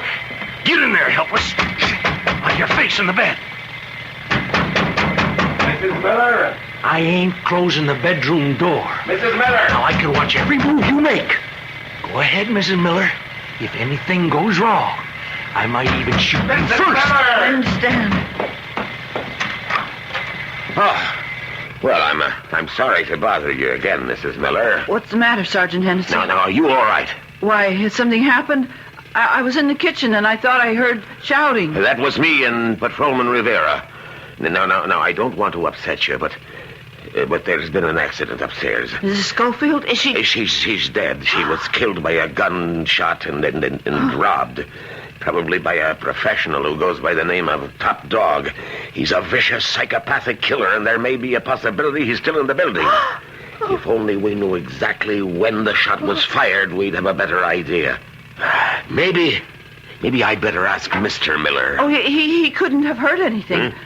I told you, Sergeant, he isn't feeling well, and I'd given him a sleeping pill, and so he was dead to the world. Oh, well, God knows I wouldn't want to disturb him. I'll go on checking, and I just be sure to keep that door closed and bolted, and don't open it to anyone till you're sure who it is. Well, that was close. Now, what do you expect to do? Right now, we're all going to sit down and relax until the excitement's over. And then I'm just going to walk right up. Suppose they put a watch on the building. Sit down, everyone. Now, I've been thinking about that. Comes out easy. Once the cop gives Mrs. Miller the all clear, I get me a real good disguise and just the right kind of protection to get me away clear. What's that? Huh? Well, your wife here is going to take her poor blind husband for a little breath of air. Nice walk around the block. Only it'll be me in your turtleneck sweater behind the dark glasses and carrying the white cane. You can't get away with it. Why not? Once it's good and dark. You know, lousy cops still hanging around. It's almost dark. Hey, you. Hey, baby. Yes? Turn on the light so I can see. Okay. Now, pull the shades. And you can shove them shutters closed as well. Come on. Hey. Bet it's dark as the bottom of a well in here without lights, huh? Hey, how come a blind guy wants it so dark, huh? Mike wasn't always blind. In fact, he used to be so sensitive to light. Okay, spare the sob story now. Get me some more lights on while we're waiting for the coppers to take off, huh? Yes. Oh, now, wouldn't you just like to have your hands on my throat? No gun, pair of eyes to see? I bet you think if we was on equal terms, you could take me. I'd sure like the chance to try. Well, you ain't getting it, baby. Hey, how's for some coffee, huh? Coffee? No, I'm afraid I can't. Of course you can, Fran. But you said we were out of instant. Yeah, we are, but you can always make some in the percolator. But the Yeah, just plug it in. It's just what we need. Oh, well, if you think it's... come on. No tricks. I'm standing right here where I can watch the both of you, huh? Okay. Well, what are you waiting for? Now, plug it in. Come on. Hey, what's this? Lock yourself in, Fran. Hey, how did you fix the lights? I can't see. How do you like it? Come on, where are you, helpless? You come near me, I fill you full of lead. Keep away from me or I'll shoot. That won't do you no good. I'll get to the window. I want to get me some light and then You haven't a chance, not on even terms. If I could see you. If I could only see. You're on my turf now, buddy. I still got my gun. Some light on my wrist. Just one little more move and I'll break your arm with pleasure. Dave! All right, honey, I got him. I could handle 6 punch like this. Get his gun. It's right by my foot. Let me go, mister. I'll give you a break. Yeah, I'll give you a break. You shut your mouth or I'll break both of your arms. I was so scared when I heard the shots, I thought it was all over. All over? Fran, honey, it's just beginning. No one is ever going to call me helpless again. First of all, myself. I'm not afraid of the dark anymore. That's my element.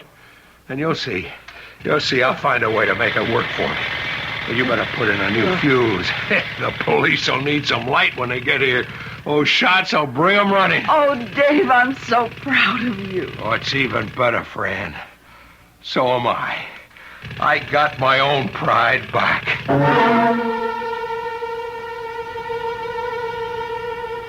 There are none of us without handicaps to overcome. And in the battle against them, pride is a good and just weapon.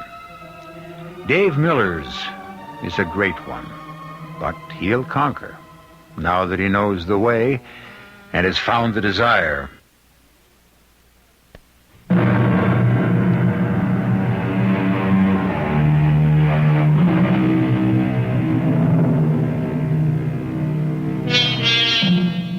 Four years later, a man stands in the late afternoon his head cocked back as if looking at the great skeleton of the new building that reaches towards the clouds. He's on the way to becoming a successful writer now. His book, The Skyscraper, is in its 7th printing. He has another important job of raising the 3-year-old who holds his hand, the son who was born in the dark of his mother's womb almost at the same time his father was reborn. Our cast included Mason Adams, Dabney, Bryna Rayburn, Leon Janney, and Earl Hammond. The entire production was under the direction of Hyman Brown. This is E.G. Marshall inviting you to return to our Mystery Theater for another adventure in the macabre. Until next time, pleasant dreams.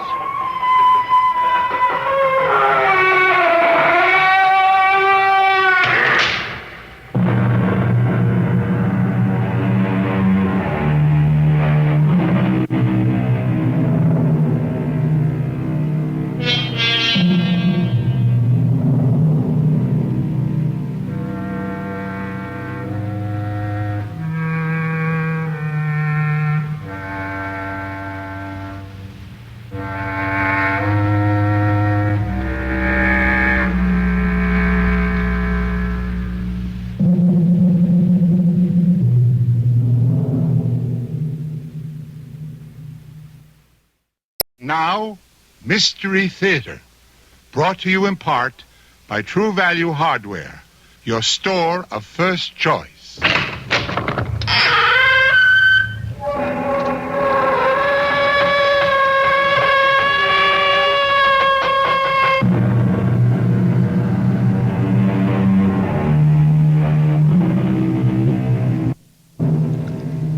Come in.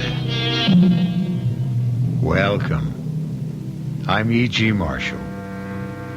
If your blood runs cold at specters rising from the moss-grown grave, or bloody murder of the innocent, while the evil and the damned hold sway, now is the time to leave.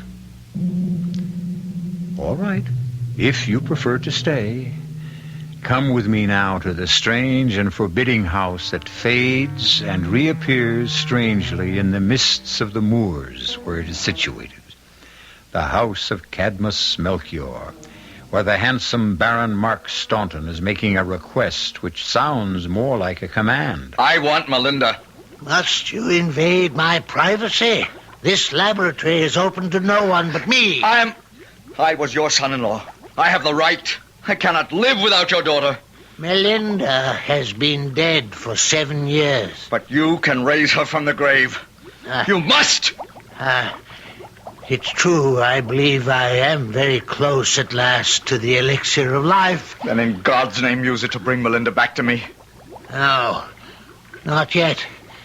Not yet. You were so close to death yourself. What are you afraid of? My fear is more for you. I warn you, my son. I warn you. Do not try to wake the dead.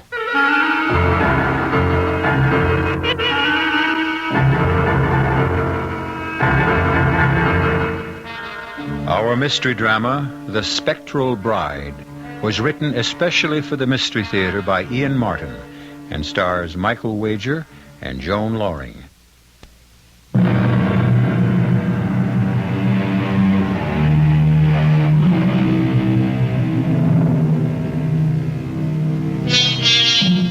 I warn you, do not try to wake the dead. And yet, who among us who truly believed that some power could restore a loved one, could be strong enough to resist the temptation? Let us remember, too, that in other days an alchemist was a man accorded most infinite respect. Quite apart from his search to transmute baser metal to gold, his basic interest was his humanistic effort to produce the cure-all, the elixir of life, which would alleviate and end all human pain. To a man like Baron Mark Staunton, the alchemist was a figure of total respect, almost adulation. And as for his daughter Melinda, but Mark can talk about her better than I. Oh, that's a handsome filly. A little short in the leg, I'd say. Beneath that billowing skirt, how can you see? Oh, not the horse, cousin, the lady. Look at her take that wall. Beautiful.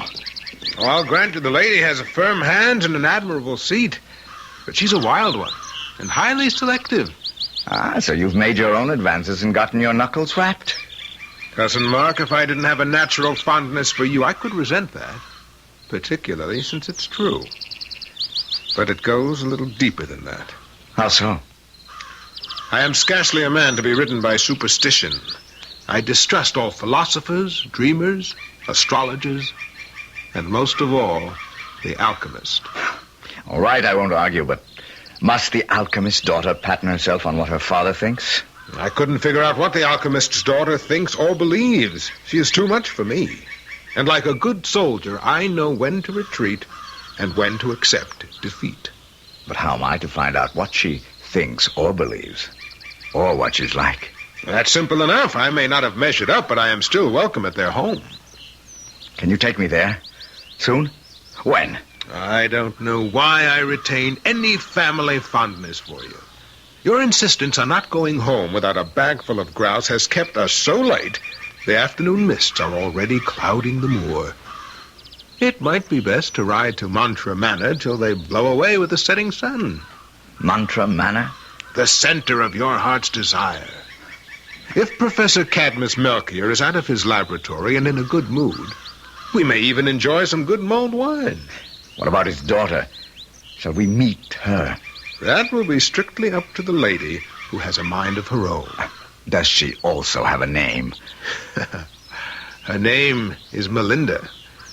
But if you'll forgive some friendly advice, she's as hard to gentle as your own stallion was. Melinda. Not the way the name sounds. What's in a name?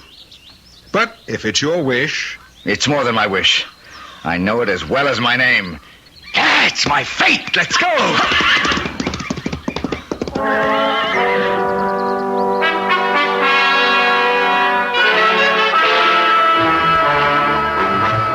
The alchemist was a tall, cadaverous man with piercing green eyes that gleamed like emeralds from the shadows beneath great tufted brows.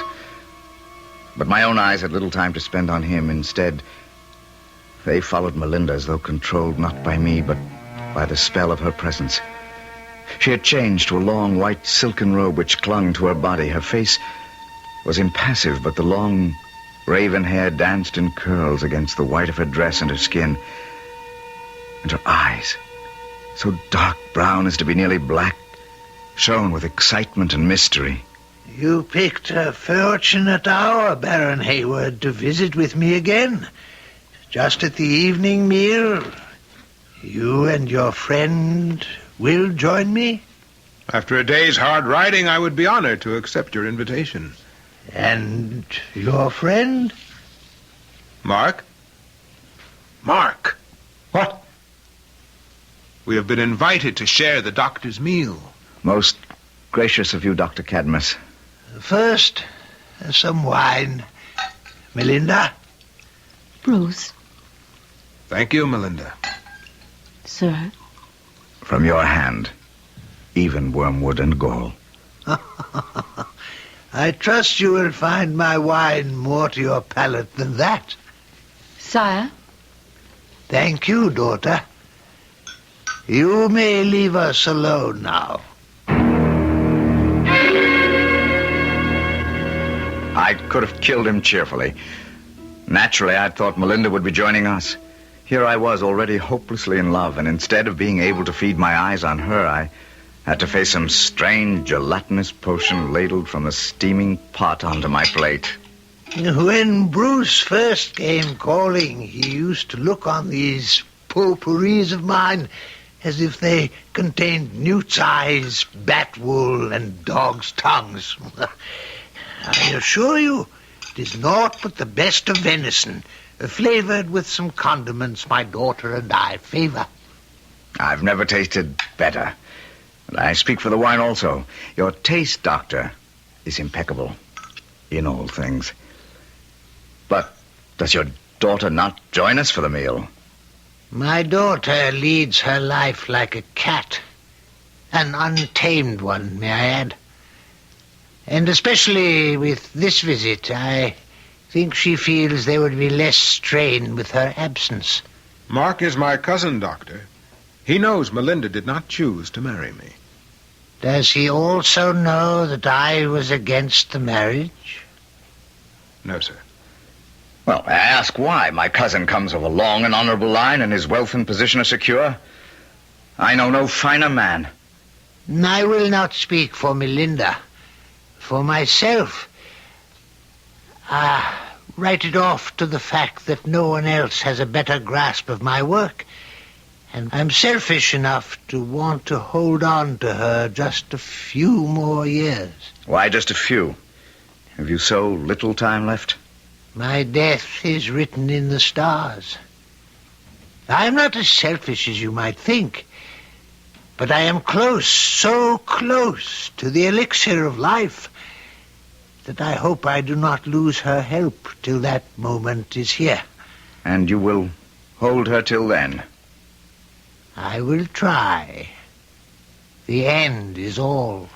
At my age, I'm less concerned with ends than with beginnings. My remark in itself might have seemed harmless enough, but the professor or doctor was supersensitive to underlying meanings, and those searching eyes turned on me as if they could search out the uttermost meaning of my soul. I felt for a moment as though a ghost had crept across my grave.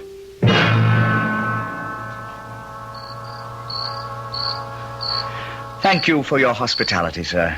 You are welcome, sir. I apologize only for having no household staff. All my slender resources go into my experiments. That's why I had to ask Bruce to go fetch your horses. I should have gone with him. I lingered only in the hope of bidding good evening to the Lady Melchior. And I held you only to suggest that you forget Melinda. I'm afraid that would be an impossibility, Doctor. I was afraid of that. You object if I try to call on her? I doubt if it would do any good. But my daughter is her own mistress. I can only caution you Caution is for old men, Father, not for the young. Still, I am here in its name. What do you mean? The mist lies like a blanket on the moor. Even Bruce, as well as he knows the way, could not find it to the town, let alone Sir Mark. I have made up beds for both of them. They must stay and be our guests. For myself, I accept gladly. But perhaps Dr. Melchior... No. Melinda is right. It's as dark as a witch's pocket abroad. And unseasonably cold for these old bones. And besides, who am I to stand in the way of fate? Go in, Father, dear. I shall see our guests settled and safe. Settled? But safe? God's will be done. I shall see you in the morning. Good night, Father. Good night, Dr. Melchior. Well, Sir Mark, shall we walk together to the stables and tell Bruce he need not saddle the horses? Or to the end of the earth and beyond.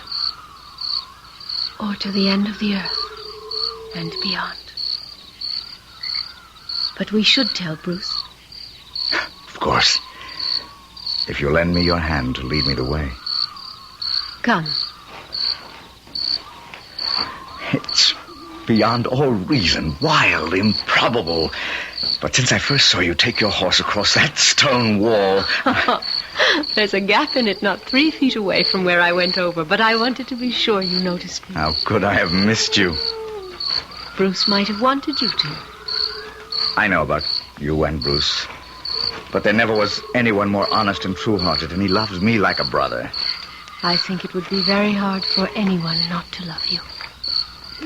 Even you? It's scarcely seemly for the maid to make the first declaration. Does it have to be put in words? The moment our eyes crossed, you knew. I love you from the present dark to tomorrow's dawn. And all tomorrows. from this first moment to the last, to the grave and beyond. You don't even know me. And teach me to learn. It will not be hard, for I love you the same.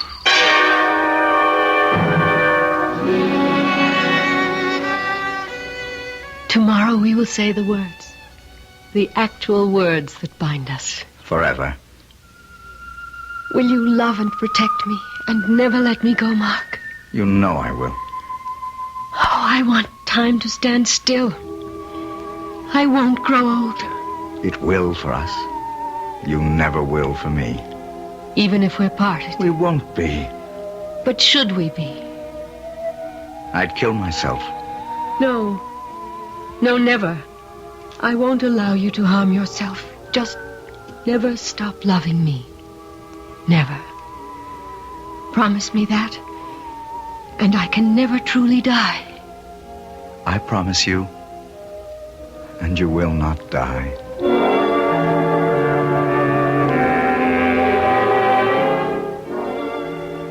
We were married and lived 6 months in such a state of bliss and absolute love that not one solitary thing, not even a vagrant thought of any world beyond us, intruded on our paradise. And then, one day, out riding. I think your love is cooling. It needs reviving. Remember the first day you saw me? Will this fan the blaze?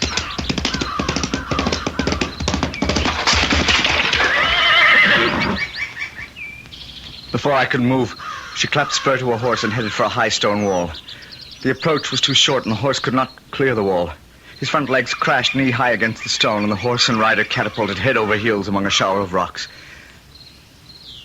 By the time I got to Melinda, she was dead. No goodbye, just gone like a snuffed-out candle.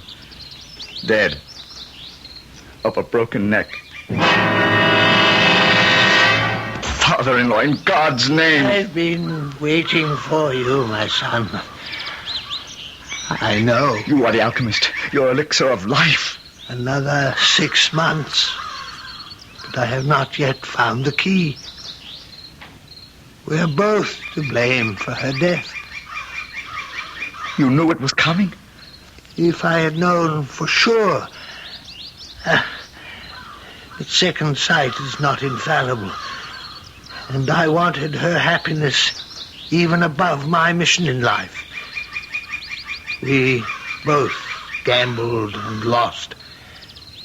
Or perhaps I should say, all three of us. Isn't there some hope that your elixir... For centuries, that has remained a dream. Melinda is in the grave forever. No, I'll never accept that. I'll find a way. We cannot fly in the face of God, my son. From this day forth, because of what he has taken from me, I renounce him. And I damn him to take his place with Lucifer and all the other fallen angels. How easily in the heat of passion, of the agony of loss, the thoughtless words spring to our lips. How fortunate we are that so seldom are we held to account for them. But the Baron Mark Staunton was not to escape so easily, nor his unwilling partner, Dr. Cadmus Melchior, as we shall see when I return shortly with Act 2.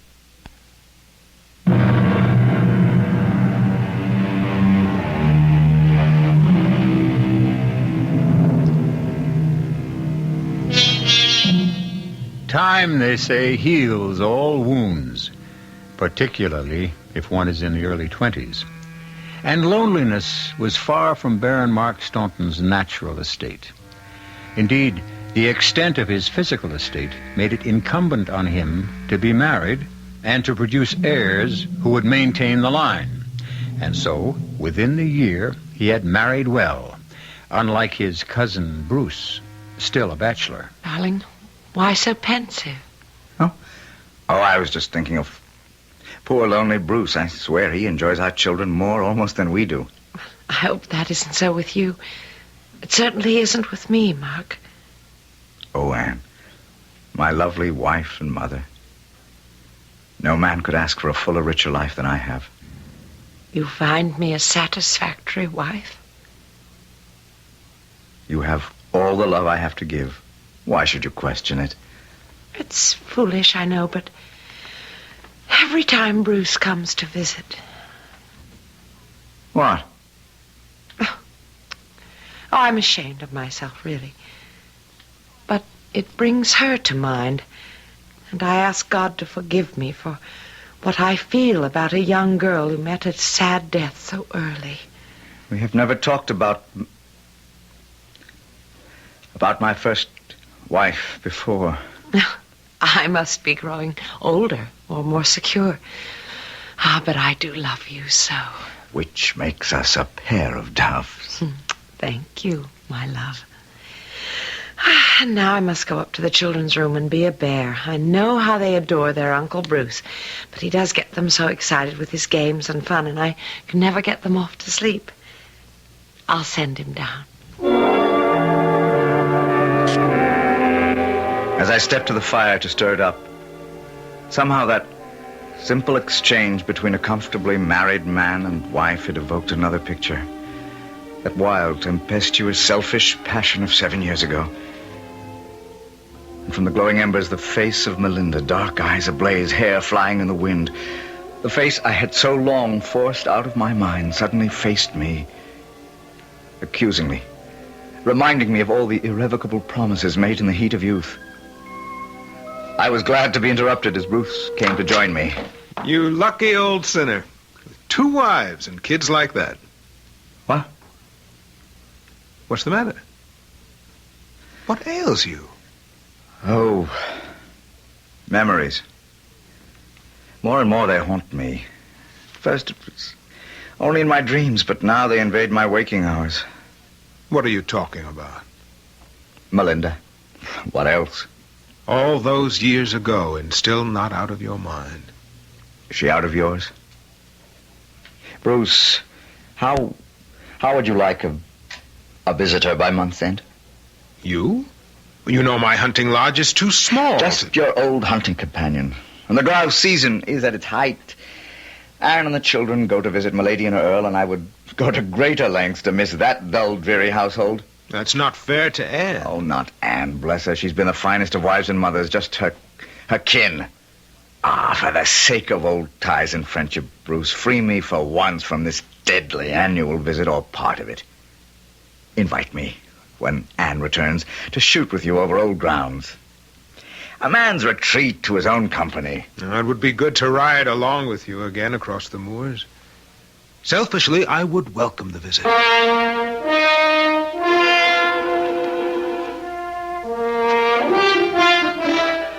A whole month?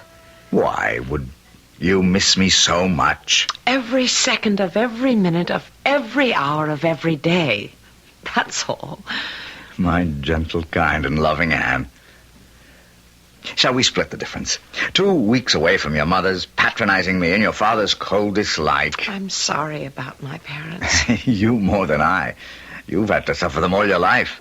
I know how much you've taken from them, and I hate going just as much as you. I go only for the children's sake, and because I owe them some respect. But I don't blame you for not wanting to be there. So go with Bruce, and be free for a little while. But meet me halfway, just 2 weeks. I may be longing for all 3 of you before that and return. I hope so. At least that you miss us, and no ghosts will haunt you from the past. Ghosts? Well, didn't your first wife come from nearby Bruce's lodge? She did. And after 6 years under the ground, she is surely dead enough. And you know me well enough by now to know I hold no traffic in ghosts.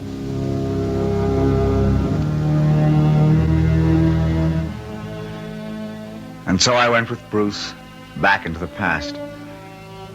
Did I really believe it had no hold on me? Was the tomb I had built in the darkest recesses of my heart for Melinda total recognition of her death? Or did some irrational hope still burn like a flame? That first night at Bruce's hunting lodge, we drank more than we should have and stayed up far too late. It was the darkest hour before the dawn when I was awakened by... Huh? Oh, where? I'm asleep. Mark! Mark! You have come back. Melinda. Look. Melinda. Look to the window. Melinda, as you were. As I could be. It's the 7th year, and 3 nights from now the moon is new. Go to my father. Make him bring me back. No. Melinda, let me talk to you now. Melinda! What's going on? Melinda. She was there just beyond the window. I could see her. Oh, you're as drunk as I am. Nobody outside that window. It's 30 feet to the ground. There'll be no hunting tomorrow. We're due for heavy rain. Oh, my head is splitting. Let's both go to bed and sleep off our carousing. I could ask for nothing better than that. But whatever sleep I had was fitful because, as Bruce had predicted, the rain came slanting down and the black clouds lay so low across the moors a man might have reached and touched them from the back of a tall horse. At last I could stand it no longer. I had to face the magnet which had drawn me back to my past. I looked in on my snoring cousin, breakfasted on black bread and brandy, and saddling my horse, rode for the alchemist's isolated home. Suddenly it was 7 years ago, and I almost expected Melinda to appear out of the fog.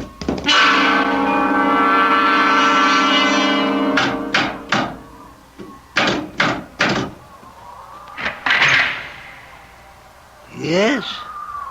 Who is it? You don't recognize your own flesh and blood? All I have ever had of flesh and blood has lain mouldering in the grave for 7 years. I'm not so close then, I admit. But I was your daughter's husband. What? Why should you return at this particular moment? Oh, first, come in. 'Tis foul weather.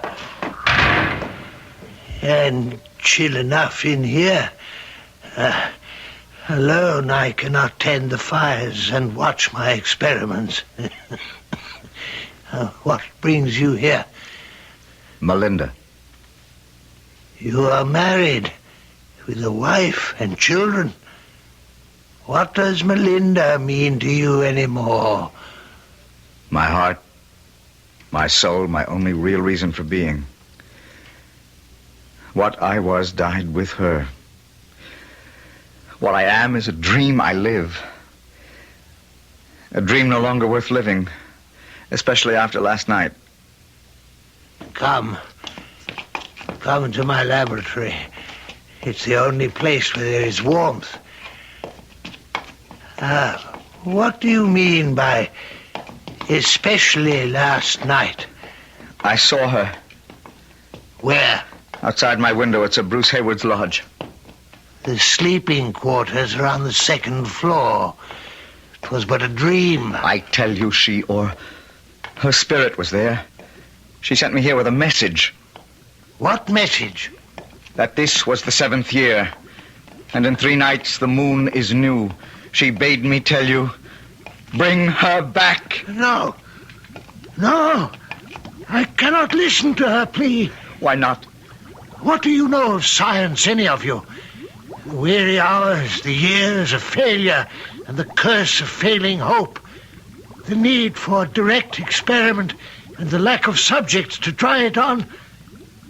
And beyond and deeper than that, the right, where the man has the right to meddle in the affairs of God. That means you have found the elixir. I didn't say that. But you must be close. Close, yes. Close. And little hope of being closer. my age, and there is no more money. Why not try it on yourself? How do you suppose I have existed these past years? On the elixir? One person doesn't create proof. I can make so little, but I think it has sustained me. Then can't it do the same for Melinda? Ah, that is so different. She has been dead for 7 years. But you can raise her from the grave. You must. Reflect on one thing. If she could be brought back from the beyond, you are hers forever. Be aware now that if I could bring Melinda back, you would never be rid of her. This marriage would be for eternity, forever, till the graves all open wide and the dead revive on Judgment Day. What you are risking here is your immortal soul. If I must, I must. So be it. The time will never be more advantageous. Meet me alone by the gallows tree, and I will transport you from there to the grave where Melinda waits for you. And me. But I warn you, if you value your life, do not keep our appointment. Do not try to wake the dead.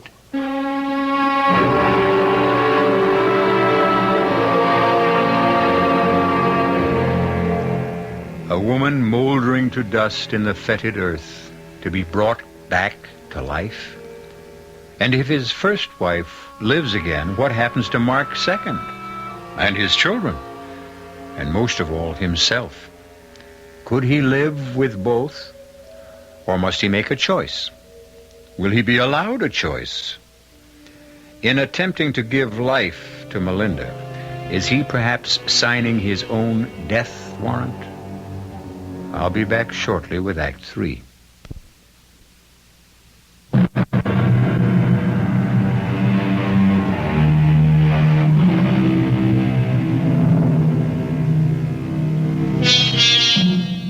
It was the poet Swinburne who said, "We thank with brief thanksgiving whatever gods may be, that no man lives forever, and dead men rise up never."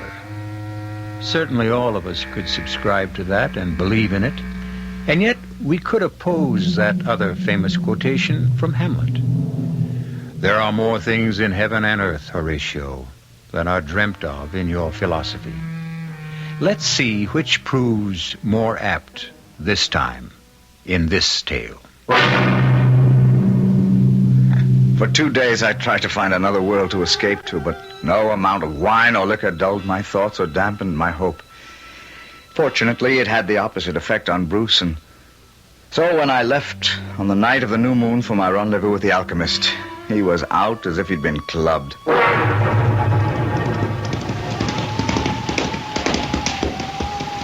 Mark?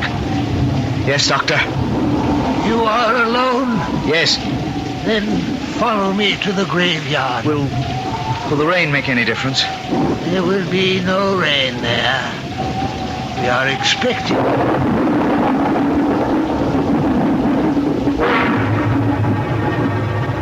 The old man was right. From the moment we left the gallows tree, the rain had stopped. And high above the scudding clouds, the fingernail of the brand new moon appeared and disappeared as if pointing straight at us. Come with me to the grave. For the last time, I warn you, wake not the dead. Let her rest. Aye, let her rest. But upon me. Reflect. She is 6 years dead. Who knows what awesome creature of loathing I am to resurrect? Then if it be so, I will join her now. It shall be as you wish. Step back. Soto, thou the Savior. As I stepped back, Breathing, glowing sun, I took the sorcerer's stick and drew 3 circles about the tomb. wall behold. As he traced them, he muttered words of enchantment as he completed the third circle with a great flash of lightning. The stone rolled from the grave. Truth! And the coffin was revealed. Bats and owls rushed by. A rushing wind blew the earth, scattering the mold before it. And of a sudden, with a rending sound, the coffin lid burst open as the moonbeams streamed as bright as if it were at the full.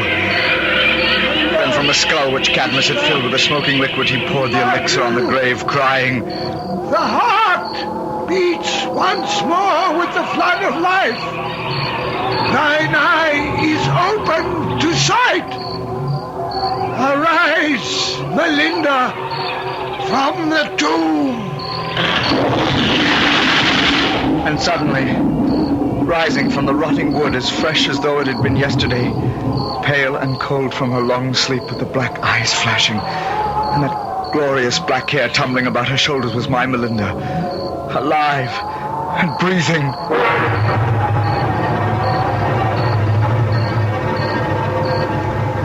Thank you, my beloved doctor, for restoring her to me.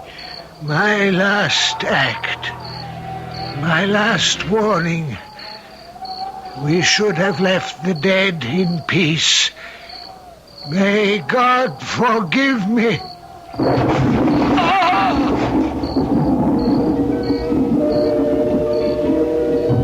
A flood of torrential rain made anything but emergency action possible. I had scarce time to fold my chill and lovely bride in my arms before we had to drag her father to the tomb she had so recently risen from. Together we rolled the stone back into place. Melinda mounted my horse while I took the old man's.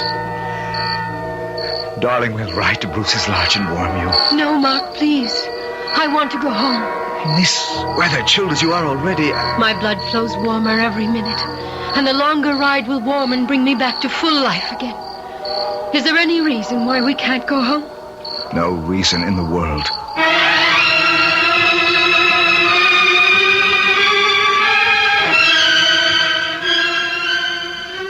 Beloved, you're so cold, so cold. How could you expect the chill of the grave to melt so soon? Shall I take you to my bed and warm you with my body? Too soon for that. You're not my husband anymore. I am your lover. Who broke your pledge to me. Remember? Oh, Melinda, You left me to rot in the grave. I begged your father to try the elixir to raise you again. He said it was not ready. He told me he had foreseen your death if you married me. He felt it was God's will. So you married another woman, and with her you conceived the children who might have been mine. I did all that. But it was I who drove your father into bringing you back. And now? Anne and the children will not be back for 3 weeks. We have all that time together to renew our love. For 3 weeks? And then? Well, we will come to some arrangement, some place for you to stay, or part of the castle, or Anne back with her parents, whatever works best. No! I want that woman out of my life. Divorce. That would be next to impossible. The bishop I'm would not interested in divorce. You will be all mine, or there is nothing between us. She would have to die before she'd give you up. Then let her die. Her time has come. There is only one way for me, as what I was, and will forever be, your wife. Alone. I was warned. I should have known, admitted it. And I was trapped. I loaded my pistols and, mounting my horse, rode for my father-in-law's house. And Anne. I had no clear idea of what my intent was. I was mad, of course, and possessed. I had to have Melinda no matter the cost. And Anne was in the way. At her father's castle, I found Anne in the turret. It was a mild evening with a soft wind blowing, and I didn't know what I would have to do after I'd explained it to her, like everything else in our life. She resolved it. Hear the gulls cry in the distance, Mark. so strident when they are near, so mournful far away. It's like a sound I've heard faintly in my heart ever since we married. I gave you all the love I had to give. You said that once before. I should have read it more clearly. I thought Melinda could be forgotten. Vain thought now. Oh, and what can I say? Say? There's nothing to be said. What can you do? That's more to the point, isn't it? There are no halfways, and divorce would never be recognized. So what? Shall you shoot me? No. I wouldn't want to force you to do that. I used to come up here when I was a little girl, and I would think, how lovely if I could step from this turret, spread my skirts, and fly like the seagulls, skimming downward to the sea. It's because I love you, you see. Go fast, for no one knows you're here. Take care of the children. Anne! No! Goodbye. I love you.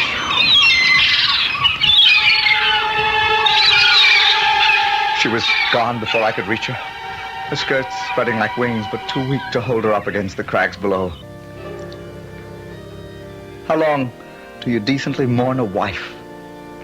Certainly more than 3 short weeks. But Melinda could not shake her chill, and the roses, once so bright in her cheeks, seemed fading, and the luster of her hair and eyes dimming. To have her in my bed, she must be my wife, and I felt that only I could bring her life again. To save her anything was worth it. The censure of my neighbors, the sullen resistance from my servants, even the disgust from my old friend Bruce. Oh, I'm as mad as you are to stand up with you at this wedding. I cannot live without her, Bruce. Was there ever such a wedding? At least don't take your pistols to the altar.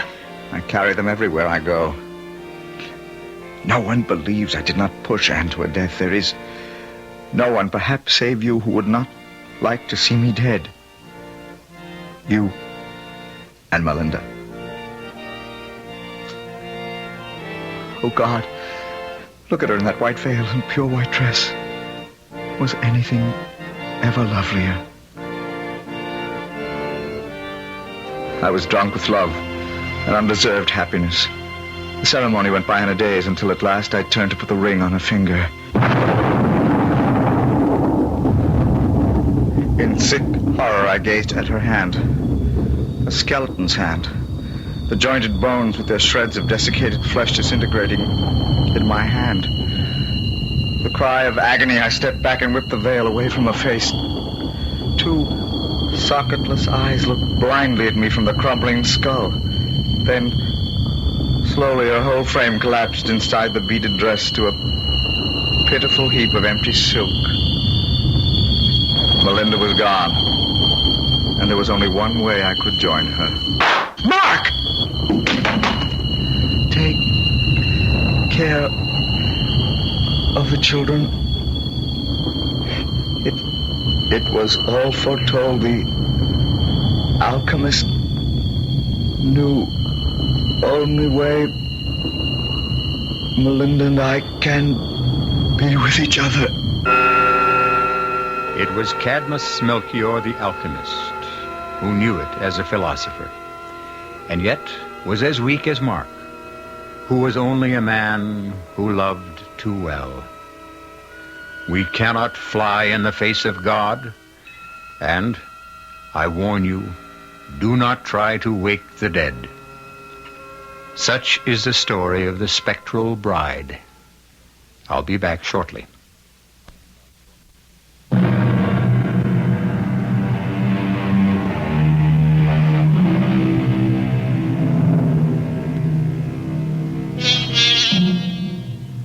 I don't know at what hour you heard this story, or what season of the year. For me, whenever I tell it, even on a summer's evening, some hint of old age always creeps into my bones. The fingertips chill, and my wife complains of cold feet Mine. It does chill the blood. No doubt of it. And I hope it isn't true. Our cast included Michael Wager, Joan Loring, Patricia Elliott, Robert Dryden, and Jordan Charney. The entire production was under the direction of Hyman Brown. This is E.G. Marshall inviting you to return to our Mystery Theater for another adventure in the macabre. Until next time, pleasant dreams.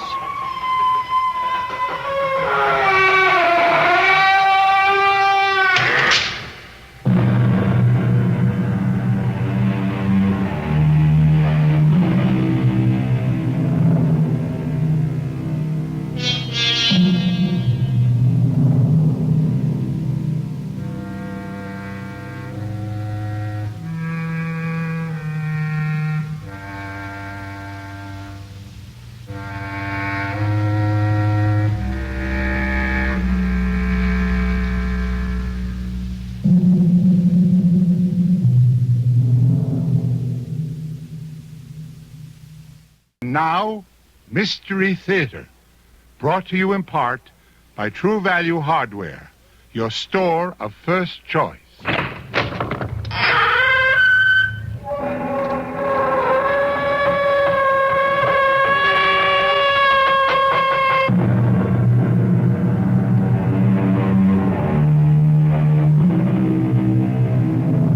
Come in. Welcome. I'm E.G. Marshall. Welcome to the world of fantasy that is your imagination. What am I saying? One's imagination a fantasy world? Nonsense. Rubbish. I should have said the world of reality. For what can possibly be more real than that which the imaginative powers of the brain conjure up? You question that? Consider, then, what happened to lovely, imaginative Nicky Carpenter. You can't be serious. You know I am, Nicky. But what you're saying, it's nonsense. You think so? You really think so, Nicky? Alicia, Amanda, imagination didn't kill them. True enough, my darling. But imagination, yours, will kill you.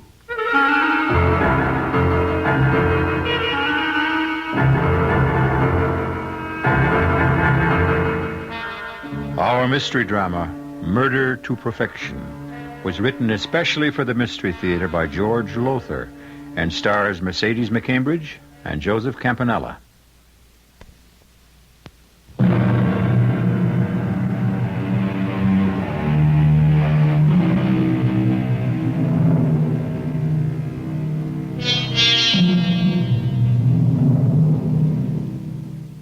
Few will deny that what we call imagination is the greatest creative, yes, and destructive force known to the human race.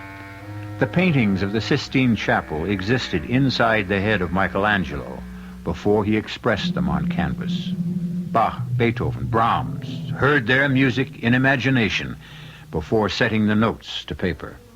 This being so, you will understand how the story I am about to tell you, though bizarre, strange, macabre in the extreme, is true in every detail. Nicky, dear. Yes, Bill? It's 11:30. The funeral chapel. They'll be closing it for the night in half an hour. How about going home? Alicia looks so lifelike there in the casket. I find it so hard to believe she's dead. I know. He murdered her, Bill. No, Nicky. Yes, he did. I know you think the sun rises and sets on your brother, but he murdered my sister. He murdered Alicia as surely as she lies dead in that coffin. Nicky, dearest, you're tired and overwrought. You've been here all day, all night. You're exhausted thinking things that simply can't be so, saying things that make no sense. Guy loved Alicia. Why, in the year of their marriage, he was the most devoted husband a wife could ask for. Oh. Excuse me. Oh, Guy, come in.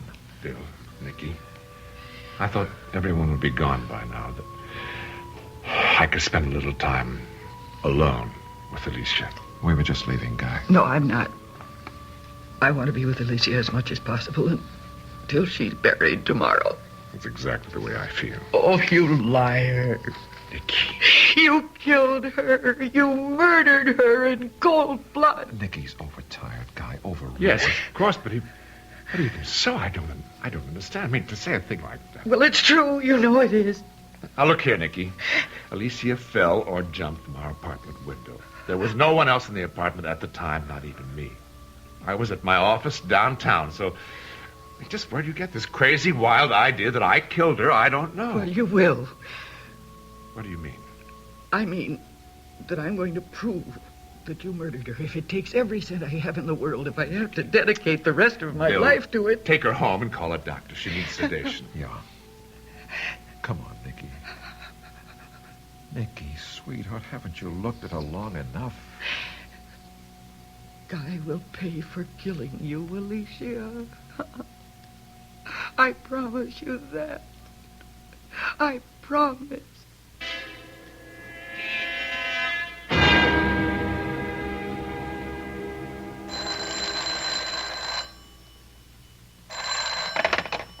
Yes, Nicky Carpenter. Oh, hello, Jacques. No, I'm not ready to announce my latest designs yet. Denim and suede combo. Where did you hear that? I'm sorry, Jacques. I'm not telling. Not this early. Yes, just as soon as I'm ready to announce, I'll make sure that you're the first one to know. Bye. Yes. Oh, of course. Bill, darling, what a lovely surprise. Hey, I'm not interrupting you in the midst of a creative brainstorm, am I, dear? Oh, the man I madly love and am going to marry could never be an interruption. But this visit is unexpected. Well, I've got something serious to talk over with you. Oh? It's about my brother Guy. Yes. I find this a little awkward, Nicky. Awkward? Why? Well, you and I are engaged, and Guy, he's my brother. And, so the whole situation... Nicky, have you hired a private detective agency to check up on Guy? Yes. But why? Because he murdered my sister, Alicia, and I intend to prove that he did. Oh, come on now, Nicky. How can you go on saying such a thing, thinking such a thing? Whatever gave you the idea in the first place? Guy, for one. Guy? I don't like him. I never have. Charming, yes, loaded with charm, and handsome and witty, and in my opinion, a deceitful fraud. He just rubs you the wrong way. Even if everything you say is true, it doesn't make him a murderer. Well, I think differently. But you must have a reason, something more than just disliking someone. I have. Alicia fell or jumped to her death from the window of their 12th-story apartment. Accident. Suicide, perhaps. Not murder. Yes, murder. But how in heaven's name can you say... Because Alicia was scared to death of heights in all her life when we were kids together. She wouldn't dare go near an open window more than 2 stories above the ground. So what was she doing at that open window 12 stories above the ground? I don't know.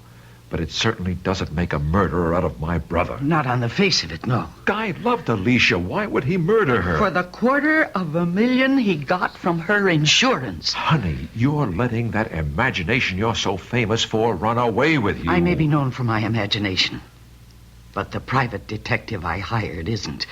What does that mean?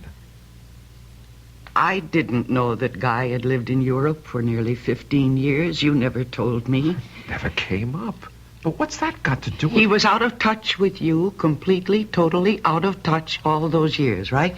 Well, yes. I mean, I had no idea where he was or... Did you know that he'd been married twice while living abroad? What? No. And that both wives died under what is usually called mysterious circumstances, leaving your brother more than $500,000 in cash? Good Lord, no. I never knew this. Guy has never told me anything about any of this. Well, maybe you ought to ask him about it. Well, to be honest about it, Nicky, I I've never cared much for Guy either, but that's neither here nor there. Oh, I think it is.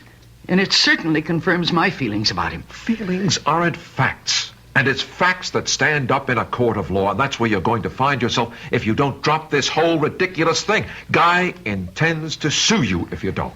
Sue you for defamation of character.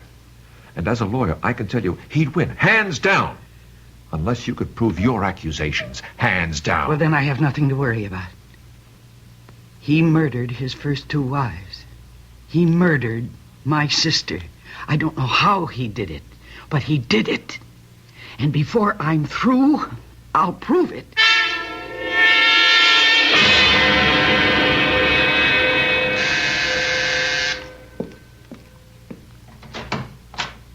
What do you want? I don't think it's a matter of what I want, but what you want. May I come in? There's nothing I want from you, Guy. Oh, you do. Believe me, you just don't know it. Yet.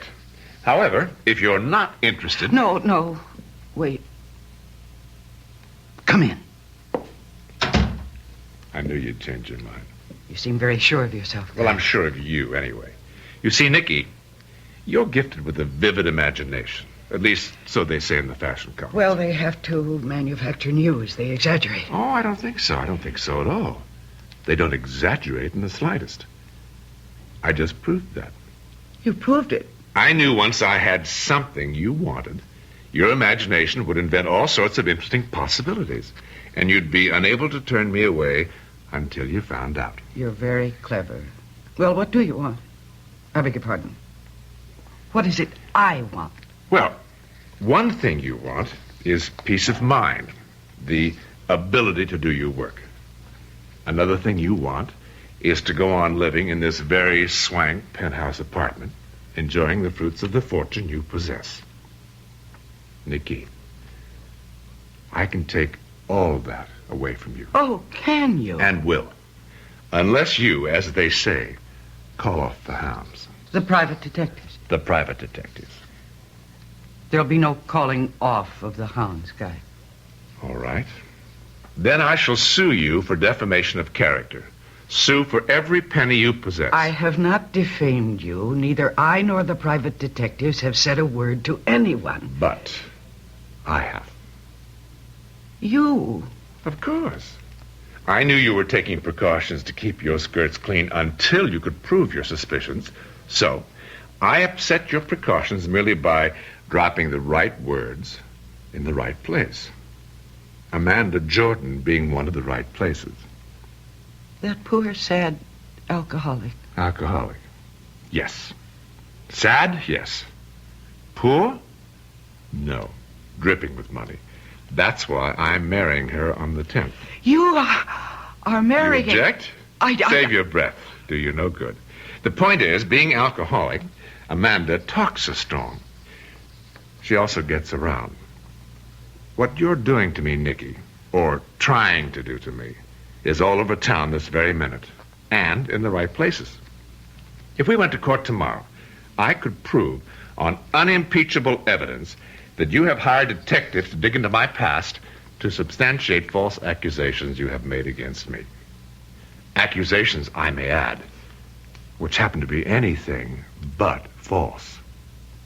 But you can't prove them, Nicky, and never will. Are you standing there telling me that you did... that you are... A murderer? Oh, yes. Oh, you're altogether right. I did murder them, all three. Your sister Alicia included. Oh. But, you see, all three murders were so cleverly engineered and executed that no one would ever believe I had done them, let alone succeed in proving that I had. My God. To stand there and tell me to my face that you're a murderer, that you murdered my sister. As I shall murder Amanda Jordan, thus executing another perfect crime. A murder to perfection, you might say. What are you doing? I'm phoning Amanda. Phoning Amanda? To tell her that I'm going to kill her? Nicky, please, don't be a fool. Put the phone down. No. All right, go ahead. Amanda, this is Nicky Carpenter. Nicky Carpenter. Yes, Amanda, are you... Oh, Amanda, can you understand me? Smash. I could have told you that. Amanda, listen to me. That'll be the day. Amanda, please listen carefully now.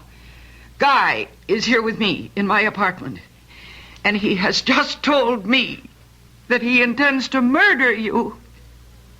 Yes, I know you're going to marry him. That's the point of what I'm telling you. He's... No, I'm not inventing it. I am not a jealous fool. She didn't believe you? In her hazy, alcoholic way? Oh, you are evil. You are a devil. I haven't hesitated to tell you what I do, Nicky, because there's no way ever you can prove anything. But there's every way I can prove that you've damaged my career and altogether left yourself open to what are called punitive damages. A great big lump of punitive damages. You evil And filth. if what I've told you fails to persuade you to call off the hounds, I can still take one more step. One more step. Kill you, Nicky. Oh. Kill you. And no one the wiser.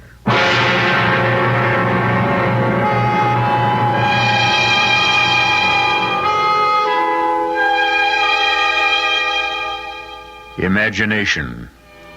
It plays like heat lightning in dark and ominous skies inside the heads of two people, Nicky Carpenter and Guy Weston, each seeking to combat, to outwit the other. The imaginative force within Nicky is good, that within Guy, evil. Certainly at the moment, it would appear that Nicky is helpless, that Guy has her where he wants her, that she must lose the battle. He win. Well, we'll see when I return shortly with Act 2.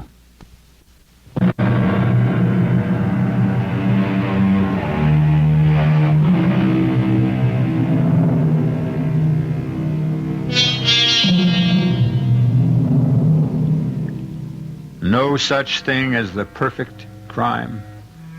If that's what you've always thought, think again. For it certainly appears that Guy Weston knows how to murder to perfection. He's so sure of himself that he's candidly told his brother's fiancée, Nicky Carpenter, that he not only murdered her sister, but 2 previous wives. Furthermore, he's freely admitted that he intends to murder his next wife, Amanda Jordan, and may even do away with Nicky. Do you mean to say that he stood there and confessed to you? Not confessed. He bragged. He boasted. Flaunted their murders in my face and said he intended to murder Amanda after they're married. I can't believe this, Nicky. I just can't. He's hit on a way of committing the perfect murder. Nonsense. Bill, listen to me. No, Nicky, you listen to me. I don't know what's caused all this. I know you're overtired. I know you're knocking yourself out to get your next fashion show ready. But whatever it is, Nicky, dear, stop it. Stop what? These imaginings of yours, these wild accusations about my brother being a murderer, a perfect murderer yet. Bill, he killed Alicia. He did not kill Alicia. Alicia fell or jumped from a 12-story window when Guy was in his office miles away. So how in heaven's name could he have killed her? I don't know. That's what I'm hoping the private detective I hired will come up with. You're still using a private detective? Of course. I warned you, Guy will sue you for everything you've got on grounds of slander, defamation of character, and win. I know. He told me that himself. He also said that if I push him far enough, he might even murder me. I'm just not going to believe this. I can't believe it. I'd be an absolute nut to believe it. As nutty as it's... As me? Well, is that what you're saying? I see. Well, in that case, Bill, I think I'd better give this back. You're giving me back our engagement ring? Yes. Nicky, you're letting... No. I am not overtired. I am not letting my imagination run away with me. I did not create or invent what I just told you about Guy coming to see me. It's true, every word of it. Nicky. Please. He will kill Amanda if I can't stop him. And he'll kill me if, as he puts it, I don't call off the hounds. Well, Bill, I may be a nut with an imagination that's running wild, but I'd say Guy wants me to call off the hounds because he's scared to death they'll run him to the ground. And I'm betting that they will. Betting everything I have. My fortune, my career, my life.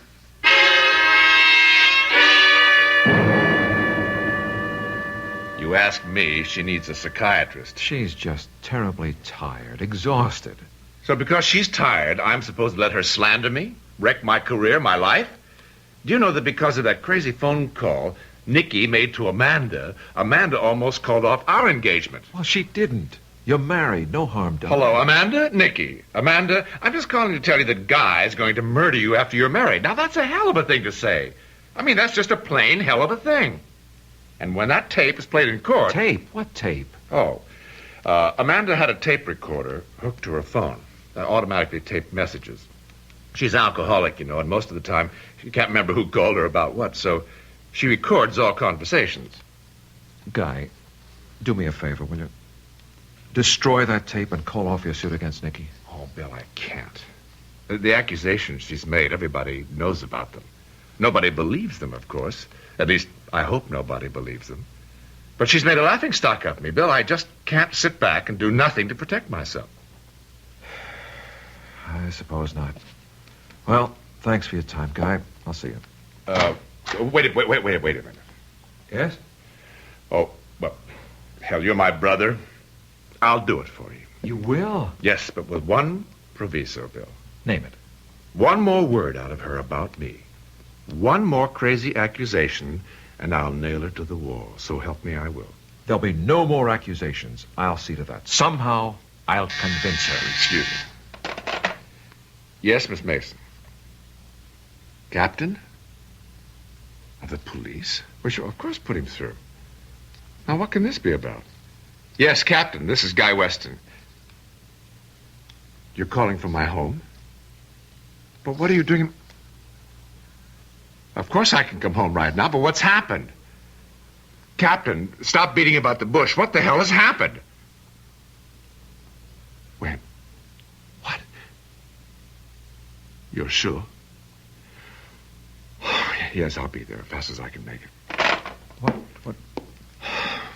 Amanda dead. Dead? Amanda? He said, the captain, a combination of alcohol and sleeping pills. Oh. Easy, fella, easy. Oh. Look, I'll go home with you. Yes. Please, get my hat and coat.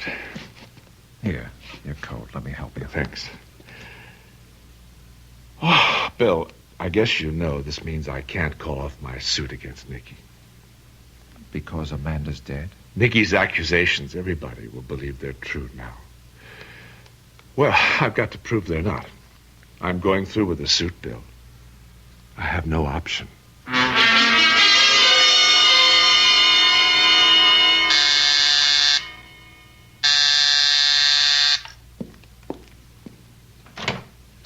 What do you want? Wait a minute, Nikki. Don't close the door.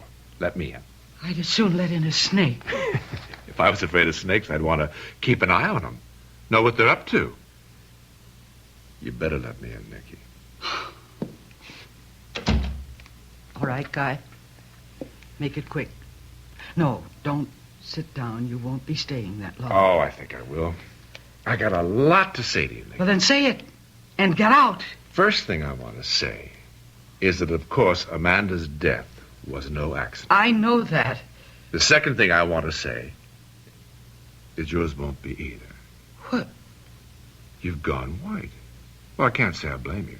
I'd be scared, too, if someone told me I was going to kill myself. Oh? I'm going to kill myself. Commit suicide, just like that. Mm-hmm, just like that. And you're going to see to that. I am. And what reason will I have for taking my own life? Guilt. Shame. Guilt? Shame over what? Of making false accusations against a certain Guy Weston. Me. The accusations I made against you were true, not false. So why should I feel any guilt or any shame? Yeah, Nikki, you are going to murder yourself, so to speak, just as my European wives did. as Alicia did, as Amanda did. Since you're going to be my next victim, I should think you'd like to know how it's all going to be accomplished. I am not in the least interested. I'm going to tell you anyway.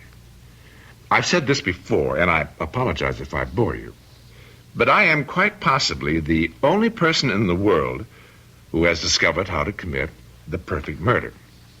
Would you believe that I found myself taking karate lessons in Japan when I was there? Now, so help me, I did. And suddenly, one day, the thought crossed my mind, if you can use an opponent's physical strength or weakness against him, why can't his mental strength or weakness be used against him as well? The answer quite simply is, of course, it can. I don't see how. You will. You will, my darling, you will. Now, consider Alicia. I had only to find her weakness to ensure her death. And I did. Her weakness was agoraphobia. That's the intense fear of heights. The reason such people fear heights is because they have a powerful, often overwhelming compulsion to throw themselves off into space. Well, such was Alicia's weakness. The weakness that I turned against her. How? Simply by laughing at her, showing contempt for her fears, taunting her for her inability even to go near a high window. I needled her, goaded her, irritated her until, to strike back at me, to prove me wrong, she would go to that 12th-story window of our apartment again and again, and open the window and stand looking down at the traffic far, far below and say to me, "See, I can do it." Oh. And she did. Until the day I knew would come sooner or later, the day her nerve broke, compulsion overcame her, and she threw herself to her death. Oh, you... And now, wait, no, my wrist. Well, listen, don't you try your claws on. Don't you try your claws on me again. Now, as for Amanda, her weakness was alcohol and sleeping pills. My first step in murdering her was merely to replace her pills with placebos, which of course had no effect. Now, when she complained, I told her she probably needed stronger sleeping pills, and saw to it that she got them, along with plenty to drink, you understand. Her death was a foregone conclusion. Once again, using my victim's weakness against her, she killed herself. Huh? And I, the real murderer, remained scot-free. And I am your next victim. You are. You'll be dead within 2 weeks. In fact, you don't know it, but you've already written your suicide note on this. That's one of those shirt pocket tape recorders. That, as you see, I was carrying in my shirt pocket. Huh? Everything we've said to each other since I came through that door has been recorded on this tape. Yes, but I did not record a suicide note. Correction. You will have. Once I have edited and altered the tape, then re-recorded it. I'll let you hear it. Well, that's the least I could do. And perhaps you'd be good enough to tell me what strength or weakness of mine you intend to use against me. With you, no weakness. Strength. Which is? Come on, you know your strong point as well as I do. You tell me. It's my imagination. Precisely. Within 2 weeks or less, Nikki, you're going to be dead. Huh? Murdered. By your own imagination.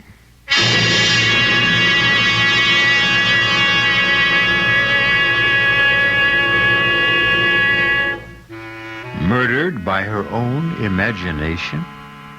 How in the world can that be done? Come to think of it, people have been killed by terror, by sudden fear, overwhelming panic. But it can't happen that way with Nikki. She's too strong, too self-controlled. What way, then? What plan has Guy in mind? We'll find out shortly when I return with Act 3.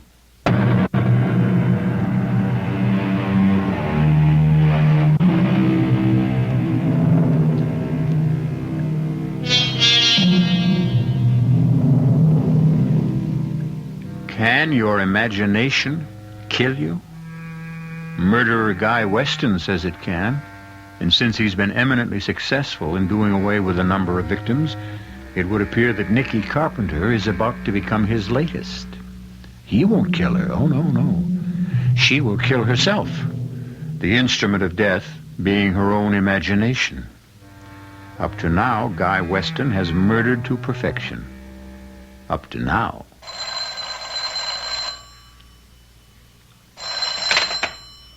Hello? Hello, Nicky. This is Guy. No, don't hang up.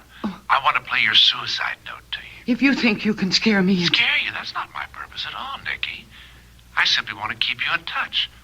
Now then, here's the first step to your murdering yourself. Listen. The accusations I made against Guy Weston were false. I feel guilt, shame. I'm going to kill myself. Commit suicide. There it is, Nicky.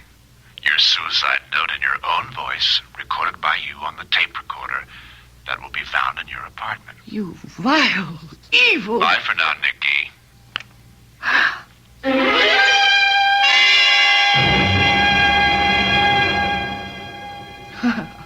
Now, Nicky. Bill.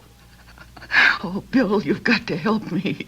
You've got to. Of course I will, sweetheart.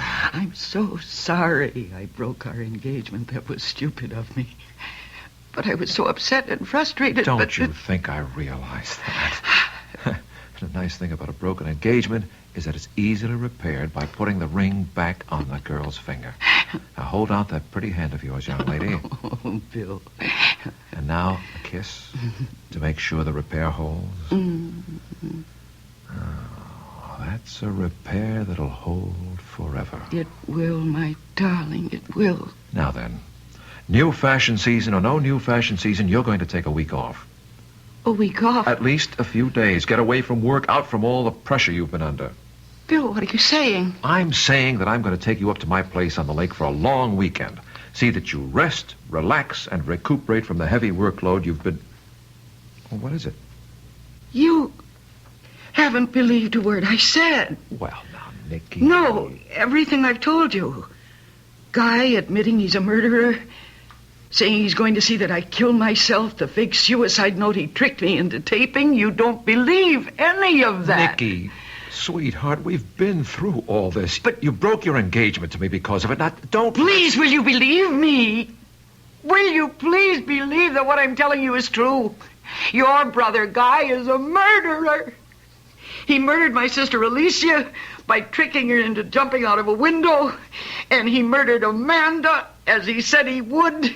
And as I told you he would. Amanda died from combining alcohol with sleeping pills. Sleeping pills that were any number of times stronger than anything she ever took before.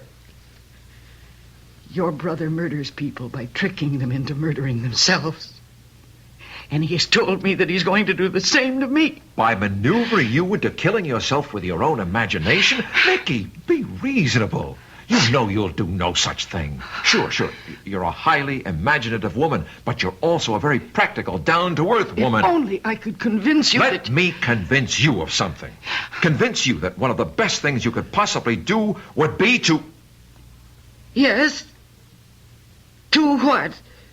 Have dinner with me tonight, then go to the theater afterward. Oh, Bill.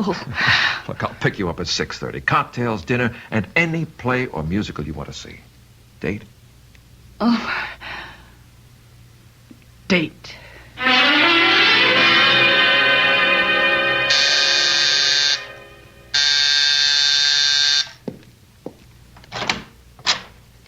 Oh, excuse me. My name's Bill Weston, and I believe I have a date for dinner in the theater with a very charming young woman. Yes, you have. And is she ready? Just about. All she has to do is put on her hat and gloves. Not before she gives her husband to be a kiss. What? Spoil my makeup? You have to wait till we get back. Something to look forward to. Hey, snazzy hat. You do something for it. Thank you. Ouch. What's that? Ooh. There's something in the finger of this glove. Look, my finger's bleeding. Let me see. Oh, your finger's cut.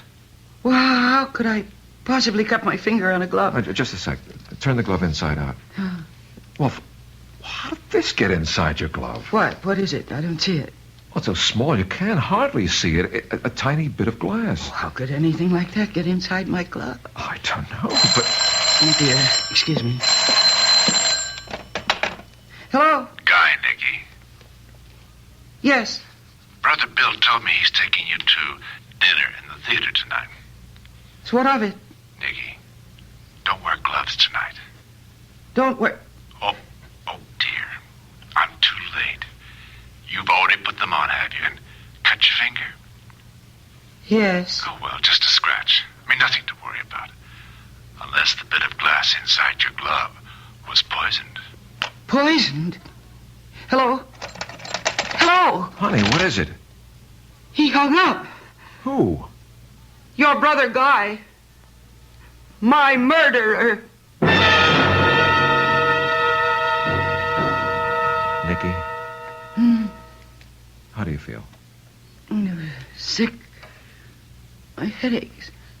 My stomach's upset. But if Dr. Welch said he could discover no signs of poison... He won't be sure until he's tested the blood sample he took. Why doesn't he phone? Here. The devil. Or rather, the doctor. Hello? Yes, Doctor. Oh, good. Well, Doctor, we appreciate your coming over and all you've done. Thanks again, Doctor. Not a trace of poison, Nikki. Well, then why do I feel so awful? I guess because you thought you might have been poisoned. But you weren't, honey. It was just all in your... Say it, Bill. It was all in my imagination. Then you admit, Guy, you admit you telephoned Nikki last night. What is this, Bill? Some kind of inquisition? You walk into my office the first thing in the morning and start shooting questions at me as if I were guilty of something. Yes, I did phone Nikki last night. What about it? What did you phone her about? To tell her I was withdrawing the suit I brought against her for defamation of character. You are withdrawing it? Yeah, I know I said I'd have to go through with it, but, well, you are my brother. And she is your fiancée, and well, hell, I just couldn't go through with it, that's all. And that's what you phoned her about? What else would I phone her about? Well? Forget it, Guy. Forget it.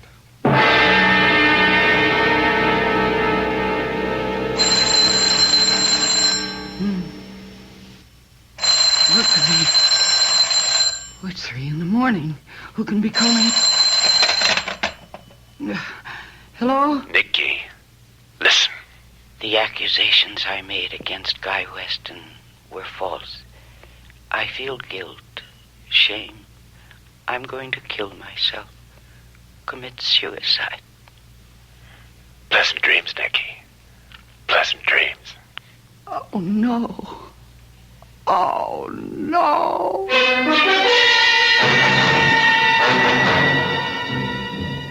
I ask you, all of you, who you think you are. I mean, I am Nicky Carpenter. I created the Nicky Carpenter collection, and not you. Nicky, please. Oh, shut up. I've heard enough out of all of you. Now, you listen to me. When I ask for black mousseline, I want black mousseline. And when I ask for white file, I want white file. I don't care what your reason is. Don't change my orders. Now, get out of here, all of you. The lot of you. Get out. Get out. Oh, gosh, I'm sorry. Please. Please, I'm sorry. Please forgive me, please. Please.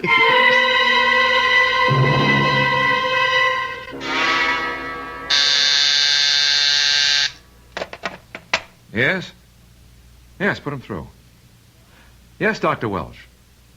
Well, I'm worried about her, too. She's not sleeping, not eating, a bundle of nerves. I'm wondering if you could recommend a good psychiatrist. Why? Because I think she's in need of psychiatric help. Huh? Well, I'll certainly come to see you. When?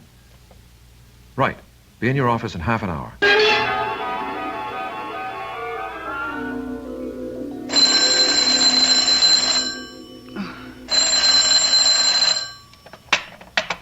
Hello. 3 a.m. and you answer at once? Not sleeping, Nikki? Oh, what do you want? Question is, what you want. What your imagination has brought you to wanting. Death. I won't listen to you. No need. Listen to your imagination. That's what you've been doing. Imagining how, just quite how, you'll reach the point where you'll kill yourself. You, myself. The gun is in the drawer of your night table. Save yourself a lot of agony, Nicky. Use it. Tonight. Now.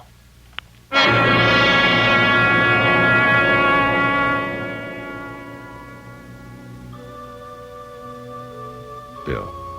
Yes, Guy? It's late. They'll be closing the chapel in half an hour. Everybody's gone. I want to stay with Nicky, be with her as much as possible. Until she's buried tomorrow. It does no good to punish yourself, Bill. She's gone. Nothing you can do now. But could I have done something before? Before? Listen to her fears, her worries. Guy? Yes? I'd like to look at her before... Could you ask someone to come in and open the casket? You don't want that. Yes. No. Guy, please. Bill, she isn't presentable. You know, a gun to the temple. Yes. All right. But I'll stay till they close the chapel at midnight. I won't do the same for you, though, Guy. You won't? For me? When you're lying in your casket to be buried next morning, I'll not sit with you, keep no vigil for you. Not for a murderer. You're saying some very funny things, Bill. I know you killed Nicky. You what? I know you killed her, made her kill herself, drove her to it. Bill, I think you could use a drink. You can use a lawyer. Get yourself one. I've got you with the goods, brother.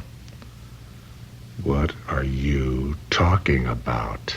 I was there in Nicky's apartment when you called and told her about the gun. I heard every word on a phone extension. I made a point of staying with her constantly after a little conference I had with Dr. Welsh, Nicky's physician, who convinced me that she was as sane as I am, living on the edge of nerves rubbed raw, driven to the end of her rope, her emotional rope, and imagining things. You were there when I phoned? Oh, more to it than that, Guy. I went to your place, found the original tape, the one you recorded her suicide note from. You're lying. Am I? You couldn't have found the original tape. I destroyed it. Then there was an original. What? You just admitted there was an original tape from which you recorded, edited, altered, and re-recorded Nicky's suicide note. All right, you're so bloody damn smart. All right. I did kill her the way I killed the others, by using their weaknesses, their strengths, so they would kill themselves. So do me something. Huh? Prove something. So I slipped. I admitted there was an original tape, so what? Who heard me say it? You? Me? Her? She's dead. No, Guy. I'm alive. I'm very much alive. Nicky? You have been tricked this time. I did not kill myself. It was all faked. Once I was convinced Nicky was telling the truth, trapping you, Guy, was simple. Trapping me? You haven't trapped me. But we have. You've admitted everything. Who heard me?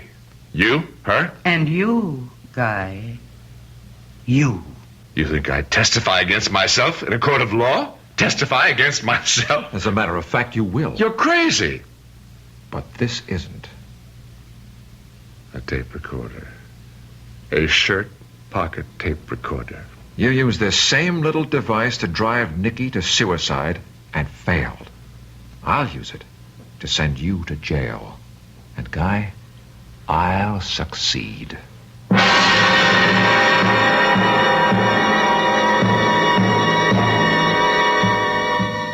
And so, imagination.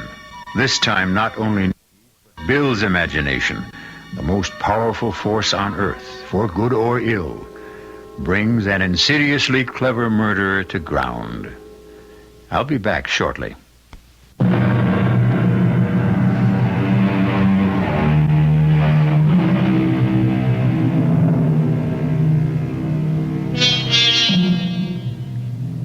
When you first joined me, I spoke of imagination as a world of fantasy, then corrected myself to say it is a world of reality. I'd like to correct myself again. It is truly a world of fantasy and reality. Question is, which is it? When? Our cast included Mercedes McCambridge, John Newland, and Joseph Campanella. The entire production was under the direction of Hyman Brown. This is E.G. Marshall inviting you to return to our Mystery Theater for another adventure in the macabre. Until next time, pleasant dreams.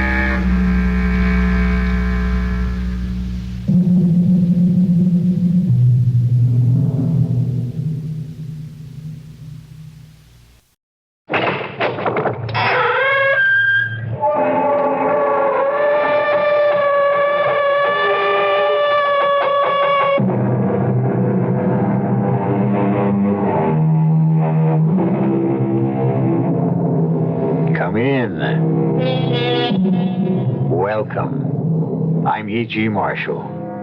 The story I bring you is one of the most curious I've ever encountered. For what happened to pretty little Amy Prentice shouldn't happen to, well, to you. Put yourself in Amy's place. You arrive one day at the home of your fiancé, Jack Morton, and...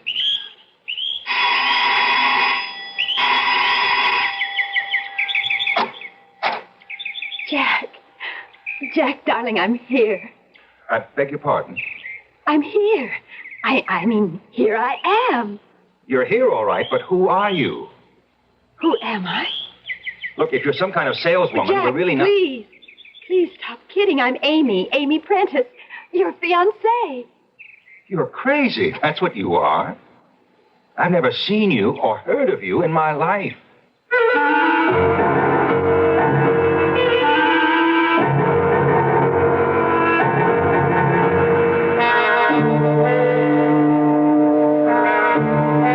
Mystery drama, The Bride That Wasn't, was written especially for the Mystery Theater by George Lothar and stars Janet Waldo and Anne Seymour. I'll be back shortly with Act One.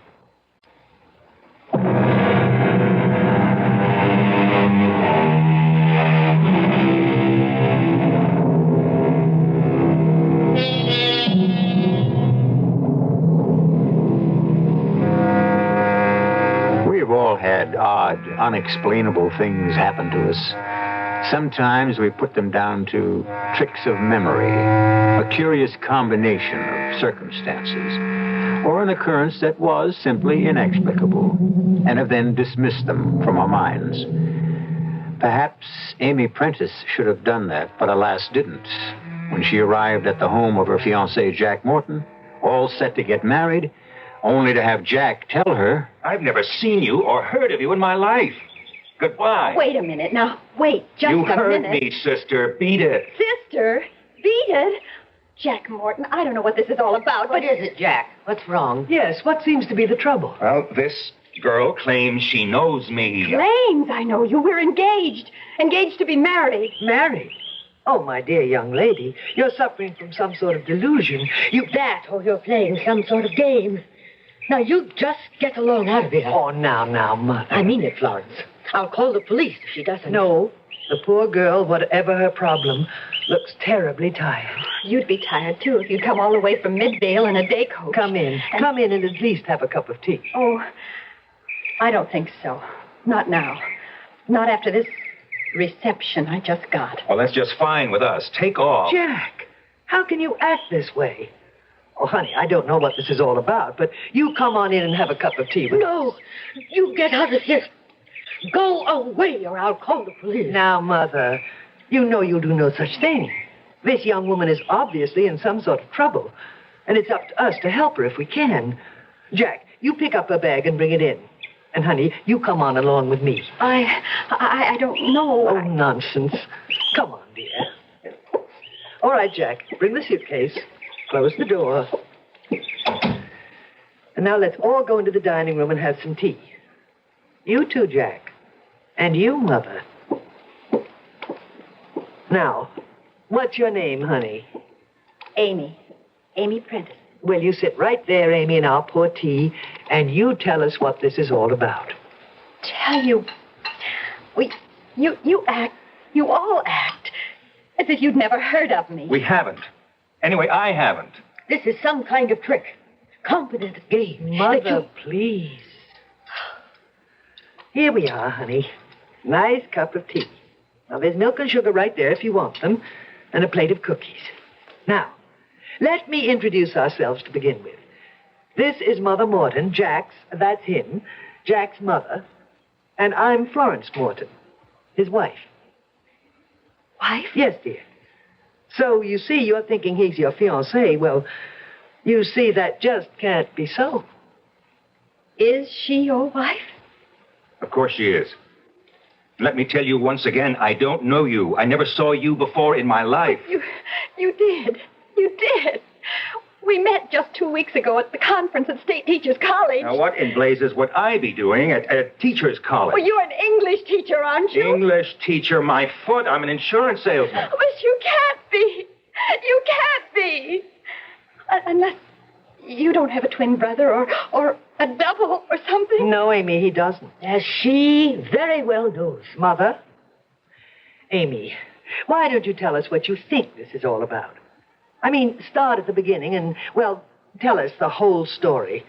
Perhaps we can help in, I don't know, in some way. But he knows what happened. Whether he does or not, you just tell us in your own words. Well, I'm an English teacher at Midvale High School. And I attended the conference of English teachers at State Teachers 2 weeks ago. On the third day, when I was having lunch in the cafeteria. Look, excuse me. There seems to be a shortage of tables. Do you mind if I sit down here? No, of course not. Please. Thanks. I'll just put my tray down here. There we are. Or rather, here I am. My name's Jack Morton. Amy Prentice. Where are you from? Midvale. Newark. High school English. You know, Chaucer, Shakespeare, and all that. Well, we have a lot in common. Mm-hmm. Including food. I see you got a BLT on whole wheat, toasted. You too? Mayonnaise. Mayonnaise. Hey, are you enjoying the conference? Oh, yes and no. Well, what's the no part? Well, quite honestly, I don't go for some of the new teaching methods they're recommending. Yeah. Like letting your students read what they want to read instead of holding them to the curriculum. You too? Me, too. Well, we do have a lot in common. Yeah, I should say we do. Sure glad I asked to sit at your table. So am I. Amy, do you mind if I call you Amy? No. And you call me Jack, okay? All right, Jack. Well, what I was going to say, it's kind of early to ask you for a date, but, well, look, the barbecue tonight. I'm not looking forward to going alone, and I sort of wondered. I wasn't looking forward to it either, for the same reason. You talk about two minds with but a single thought, two hearts that beat as one. Well, how about it? How about what? Going to the barbecue with me. Look, the steak is going to be New York cut, my favorite. Oh, mine too. I'd love to. It's a date then, Amy? It's a date. And that was the first date. We saw each other from then on every chance we got, every day. And just before the end of the conference, Jack asked me... Jack, you know you did. You asked me to marry you. Look, will you make sense? I'm married to Florence. I've been married to her for 10 years. Would I ask you or anyone else to marry me? But you did. What do you think I'm doing here? We arranged for me to come today to meet your mother and stay here till we got married over the weekend. Why, this is the engagement ring you gave me. Now, wait a minute. Cool it, lady. You could have gotten that anywhere. You could have bought it yourself. Amy, I know you're sincere in thinking you met Jack at that conference and that he asked you to marry him, but, well, it's got to be some sort of delusion. If it is, how did I know his name and address? That you could have got out of any phone book. I don't care what you say, Florence. This girl is playing some kind of game. I don't think so, Mother.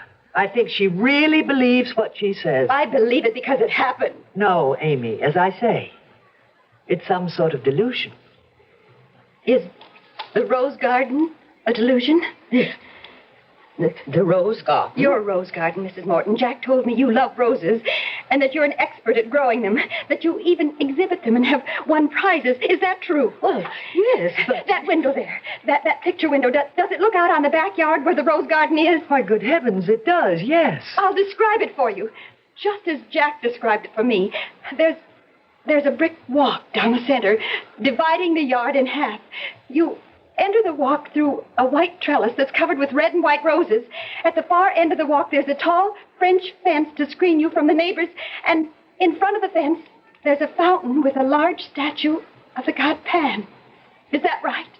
Perfectly. It's unbelievable. I don't see anything unbelievable about it. She could have gone out back and looked at my garden before she rang the front bell. Well, yes, that is true. How would I know that Jack's mother exhibits her roses, wins prizes? Oh, that's true, too, Mother. Well, there are plenty of ways she could have found out. Name one. You just named me one. I could name you half a dozen. You could have asked questions around the neighborhood. And there is a record book of prize winners with stories of their backgrounds, their lives. You could have just made an educated guess. Personally, I don't think this poor child did any of those things. Then you explain how she knows. I can't. No more than she can. I have. Jack told me about that garden and all about his mother, but, well, it doesn't matter now. Well, what do you mean, Amy? I mean, I don't understand it, but obviously Jack doesn't want to marry me. Can't marry me. And regardless of what I think, what I believed happened, and it did, I know it did, well, it doesn't matter. Well, where are you going? Back where I came from, of course, Midvale. Thanks for the tea. I'll be happy to take your bag to the door. Now, just 1 minute. Just 1 minute. Amy, you can't go back to Midvale today. Why not? There's only one train from Newark to Midvale. I happen to know because I have a friend I visit in the asylum there. And that leaves at 9:30 in the morning. Well, I'll stay somewhere. At a hotel. You'll do no such thing. You'll spend the night here. With us. I can't have that. I won't have it, Florence. I'm not letting some tricky little character like her stay the night under my roof. Mother, we can't put her out. That simply wouldn't be decent. Human. No, I insist. She's got to spend the night, have a good, refreshing sleep. And then I'll drive her to the station after breakfast in the morning. Well, I really can't put you out like this. Not another word, Amy. I won't take no for an answer. Now, let me show you to the guest room. Bring her suitcase, Jack. Okay. You come along, too, Mother. You don't need me. Oh, yes, we do. What for? Why, I think it's going to be a chilly night. And you know where the extra blankets are. So do you, Florence. Please. Come on, Mom. I'm really sorry to bother you like this. And, look, you needn't trouble about an extra blanket. The weather's warm, really. Here we are. Oh, wait. Wait, before you open the door. Yes?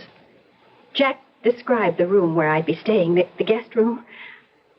I can tell you exactly what it looks like. Oh, you couldn't possibly. There's a big dormer window, like all old houses have, and chintz curtains. Good heavens. A big easy chair with an ottoman. The bed has a canopy, and the rug, it's a woven rug, oval, with a design of roses. But this is incredible.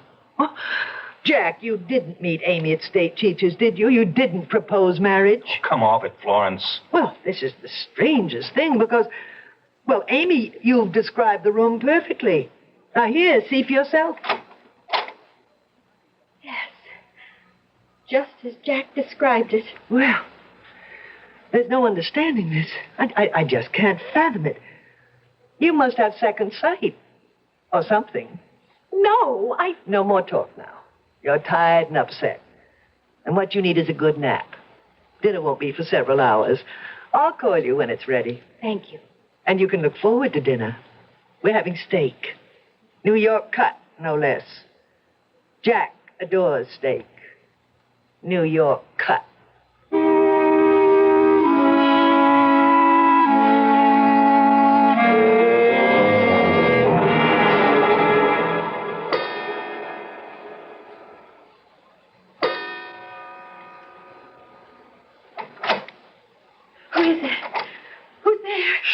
Quiet, Amy. Jack! Quiet, I said. Just listen to me, darling. Darling? The dearest, most darling girl in the world. But, Look, there's no time to explain. It's 2:00 in the morning, and I've got to get you out of here fast. I can't take a chance on my wife waking up and finding me gone. You are married. Florence is your wife. Yes, but we did meet, you and I do love you and want to marry you. Oh, marry me when you're already married? Please, stop talking. Get this robe on. We've got to move fast. Where are we going? Out of this house. In robe and slippers? Look, I'll explain later. Come on now, let's go. Where? Go where, Jack? Florence. Your wife, standing in the door with an axe in her hand. Oh, Jack. Jack, what does this mean?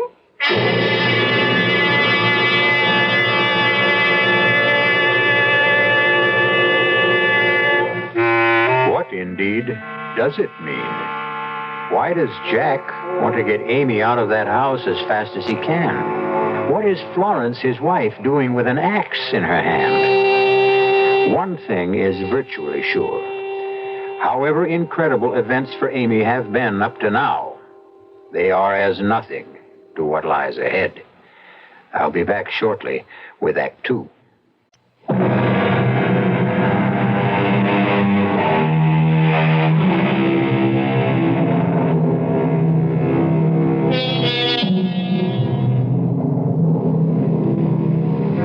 G.K. Chesterton was fond of saying that an adventure was merely an inconvenience viewed in the right light. Perhaps, then, one may say that the incredible is merely the credible viewed in the wrong light. However that may be, to come to the home of a man you expect to marry and to discover him already married, and on top of that, to find yourself facing his wife at 2 a.m. with an axe in her hand. Really, Amy. Mother was right about you after all. You are playing tricks. Oh, no. No, I assure you. Then what is my husband doing in your room at 2:00 in the morning, and you in your nightgown? I can explain. Do that, Jack. Please do. First, give me the axe, Florence. Tempted to ask where you'd like it. Just explain your presence in Amy's room, Jack. Well, I thought I heard her cry out. I thought she might be in trouble. I came to see if she was all right. Just a nightmare, Florence. I had a nightmare. That's hardly surprising with all you've been through. Well, I guess so. Could I have the axe now, Florence? Oh, of course. Here. You see, I heard you cry out too, Amy. You did? Yes. And I thought there might be an intruder in the house. Burglar, something like that. You keep an axe in your bedroom? Well, it's an old house. Very old. Our bedroom, Jack's and mine, has a fireplace in it. We keep a small supply of wood there. And sometimes it has to be split. You didn't think I was going to chop you, did you? No. Well, Jack and I will go back to our bedroom now. Come, Jack. Oh, and Amy. Yes? Try not to have any more nightmares. More toast and marmalade, Amy? Thank you, no. Coffee, then. No, frankly, I'm anxious to get started. Get that train for Midvale. I don't want to miss it. You won't miss it. Plenty of time. Well, there really isn't, Florence. There's just under half an hour, and it takes 15 minutes to reach the station. I know. So, I think we'd better get started, Amy. Your bag's packed and in the hall, so let's go. You? Well, I'll drive her to the station. I was planning to do that. No, I'll do it. No, Jack, no. Waste of gas. I mean, waste. You take her or I take her. What's the waste? I have to go into town shopping to do for the weekend. And you don't. I see. I can do my shopping at the same time. Yes, I see. So that'll mean only one round trip instead of two. I said I see, Florence. Saves gas. Yes. Well, if we're going to get started... Oh, but first you must see the rose garden. No, Yes. I mean, how can you even think of leaving without seeing it? In some unaccountable way, you do know what it looks like, but, well, if I were you, I'd want to see it for myself. Well, there isn't time. Of course there is. Take a moment. Let's all go to the rose garden.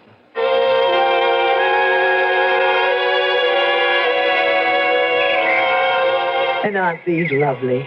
Hybrid teas. Yes, but, time... And this rambler. Isn't it gorgeous? Yes.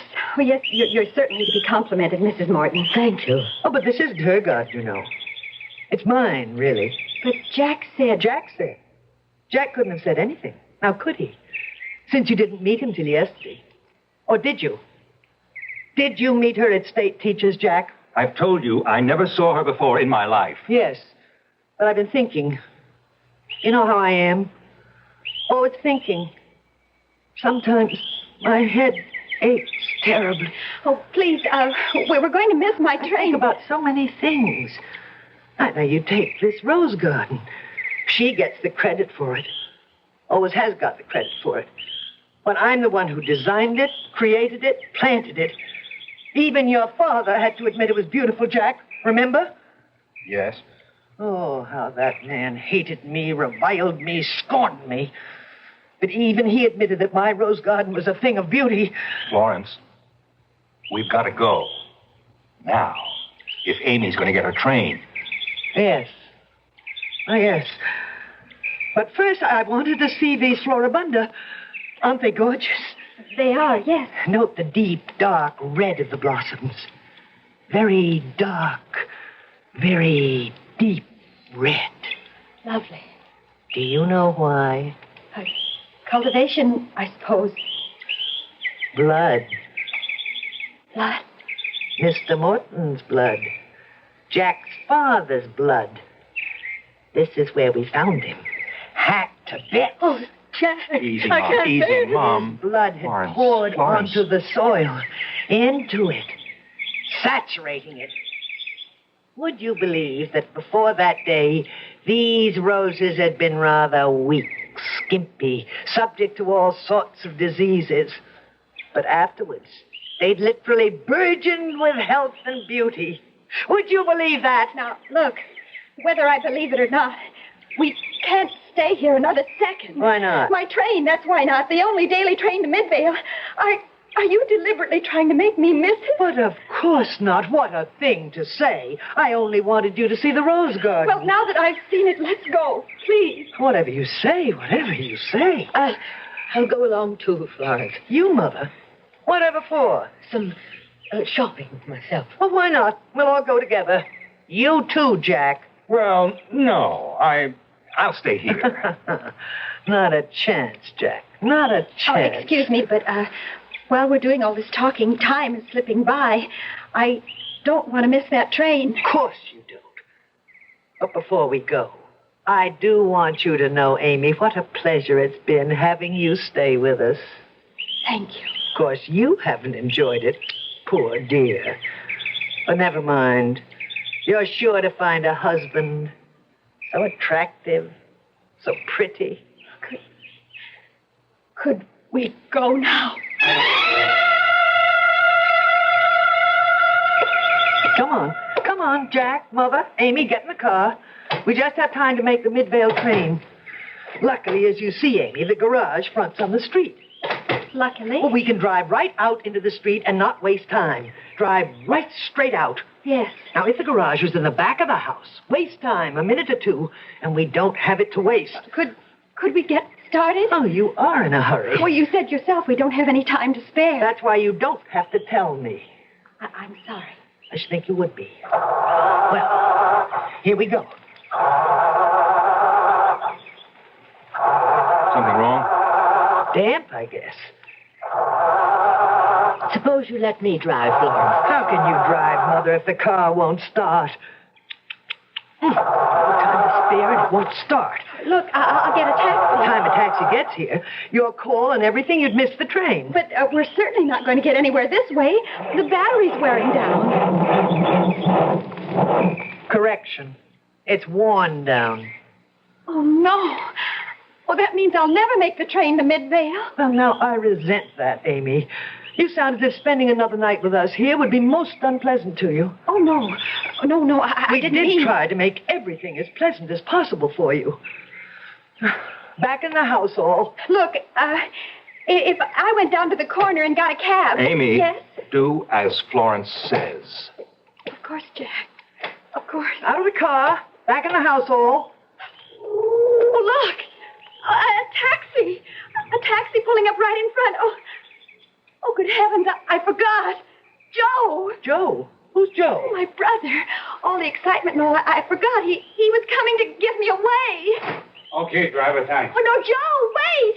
Keep that cab. Driver, don't drive off. Wait. It's all right, driver. Go on. No, wait. Please, wait. Joe, hold that cab. Amy. Driver, wait. Go on, driver. Go on. We don't need you. For criminy's sake, go stay. Go stay. He's gone. He's gone. Amy, baby, sis, what is this? Oh, she's all upset. All upset. I'm Florence Morton. How do you do? Oh, Joe Prentice, Amy's brother. Amy, what's... You understand, Joe. I may call you Joe. Oh, yeah. Amy's all upset. You know how it is, getting married for the first time. Nerves. Oh, sure. Joe. You Jack Morton? Yes, I am. Glad to meet you, Jack. Great pleasure. And you're, Jack's sister, huh? She's Let's all go into the house. Come on now, come on. Have you had breakfast, Joe? I have something on the train. Well, you want more than that. Eggs, bacon, toast, and marmalade, hot coffee. In the house, everybody. No. Amy, in the house. Hey, what's going on here? You're all acting like... Well, I don't know. You're... Wedding plans, Joe, wedding plans. Everybody uptight. You understand.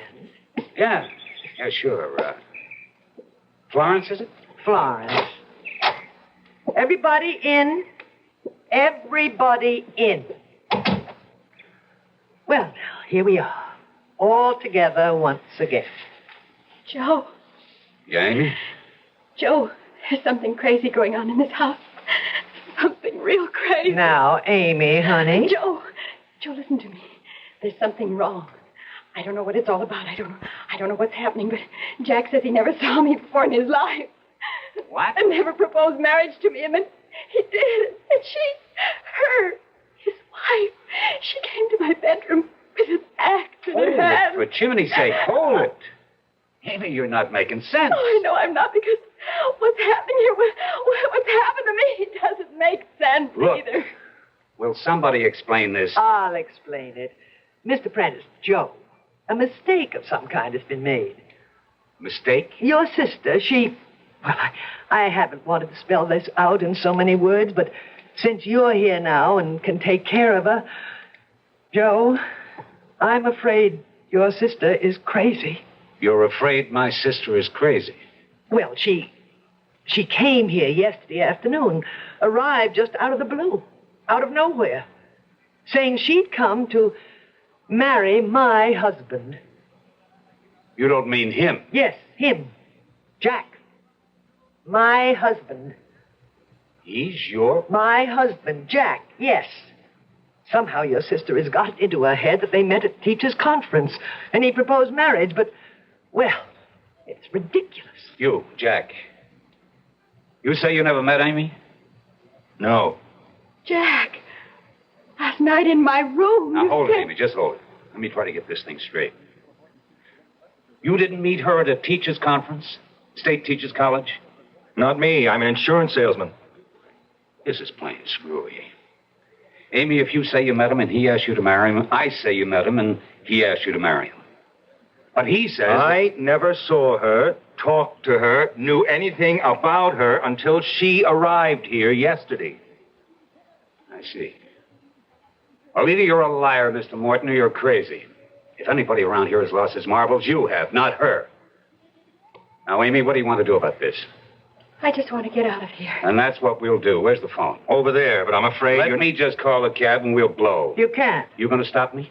The phone's out of order. Now, we'll see about that. That's dead, all right. No wonder. The wire's been pulled out of the box on the wall. Now, what is going on here? Who pulled those wires out of the box and why? Come on, damn it, answer me. Who and why? You're like Jack's father, all male. He was a Taurus, a bull. Strong, masculine like you. He thought like you. What are you, some women's liver? I'm me. I'm Florence Morton. And I don't take anything from you or anybody else. His father learned that the hard way. What do you mean, the hard way? She killed him with an axe. Killed him. Killed him. Hacked him to pieces. He had to be killed. I certainly wasn't going to live out my life with him dominating me. Stupid, he called me. Stupid. Like that. One day I said to him, "You call me stupid once more and I'll kill you." We're in the garden. Maybe you noticed there's a wood pile in one corner, Amy. Yes. And there was this axe he used for splitting wood. You know what he did? No. Guess. Please. He picked up the axe and handed it to me. "Go ahead," he said. "Kill me, stupid." Was he surprised? Hacked him to bits. To bits. Amy, come on. We're getting out of here. Goodbye, Joe. Goodbye, Amy. Goodbye. This door's locked. It's bolted on the inside. Oh, I thought you knew. You didn't see me bolt and lock it when we came in? All right, give me the key. So you can unlock it? What else? Uh-uh. Now, look, you... Joe, please, don't cross her. Please, don't cross her. She'll kill us all. Joe. Joe. Take it easy, Amy. We're not dead yet. Not yet, Joe. Not quite yet.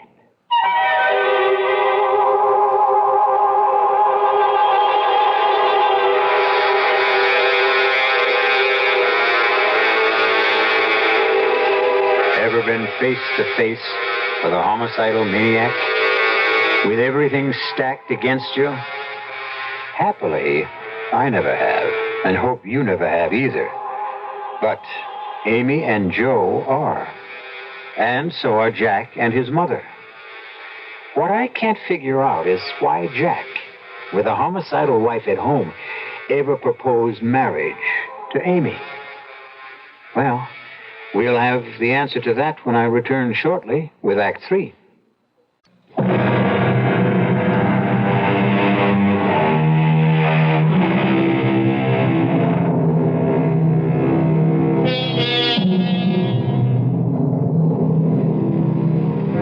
Terror can be a thing so palpable you can feel it. Clammy to your touch. Ice cold in your veins. A taste of brass in your mouth. Certainly, this is what Amy Prentice feels, along with the Mortons and her brother Joe, as Florence Morton makes all too clear the fact that they are not going to leave the old house on Hilliard Street alive. Look, Florence, I don't get any of this. I don't get any of it except all this hate you got in you. You can't blame my sister for it, and you can't blame me. So we're leaving now. No. Joe, she's got a gun. I can see that, Amy. Question is, will she use it? Yes, she'll use it all right. You better understand something, Joe. She's a killer, a homicidal maniac. And what the hell is she doing here? Why isn't she in an asylum? She was. She escaped just a day before I got back from the teachers' conference. Jack. Amy, I am sorry. So sorry. I pretended I'd never seen you before, tried to get you to leave before you set foot in this house because Florence was right there behind me all the time, and I knew she'd kill you sooner or later. Kill you. 9 years.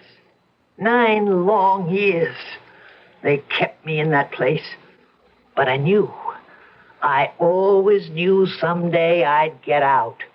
But, Jack, if you're married to her... No, I'm not. Not anymore. I had the marriage annulled a year ago. The authorities agreed Florence would never be cured. So where are these authorities now? Didn't they figure she'd head straight for this house? They telephoned to let me know she'd escaped. asked me to notify them if she did come here. And all the time I was talking on the phone, she had a gun against my head. You're going to die. You're all going to die. Not if I can help it, lady. You can't help it. There isn't a thing you can do. We'll see about that. One thing I don't believe in is just standing here waiting for you to kill us. Me, I fight fire with fire. Oh? And just how do you think you fight fire with fire? Fire! Florence, what do you think? Be quiet, Jack. I'm thinking. Fire. You know, Joe, you've given me the idea I was looking for. I gave you... I've been wondering how to kill you all at once. And now I know. Into the kitchen. What for? You see, Mother. Into the kitchen, all.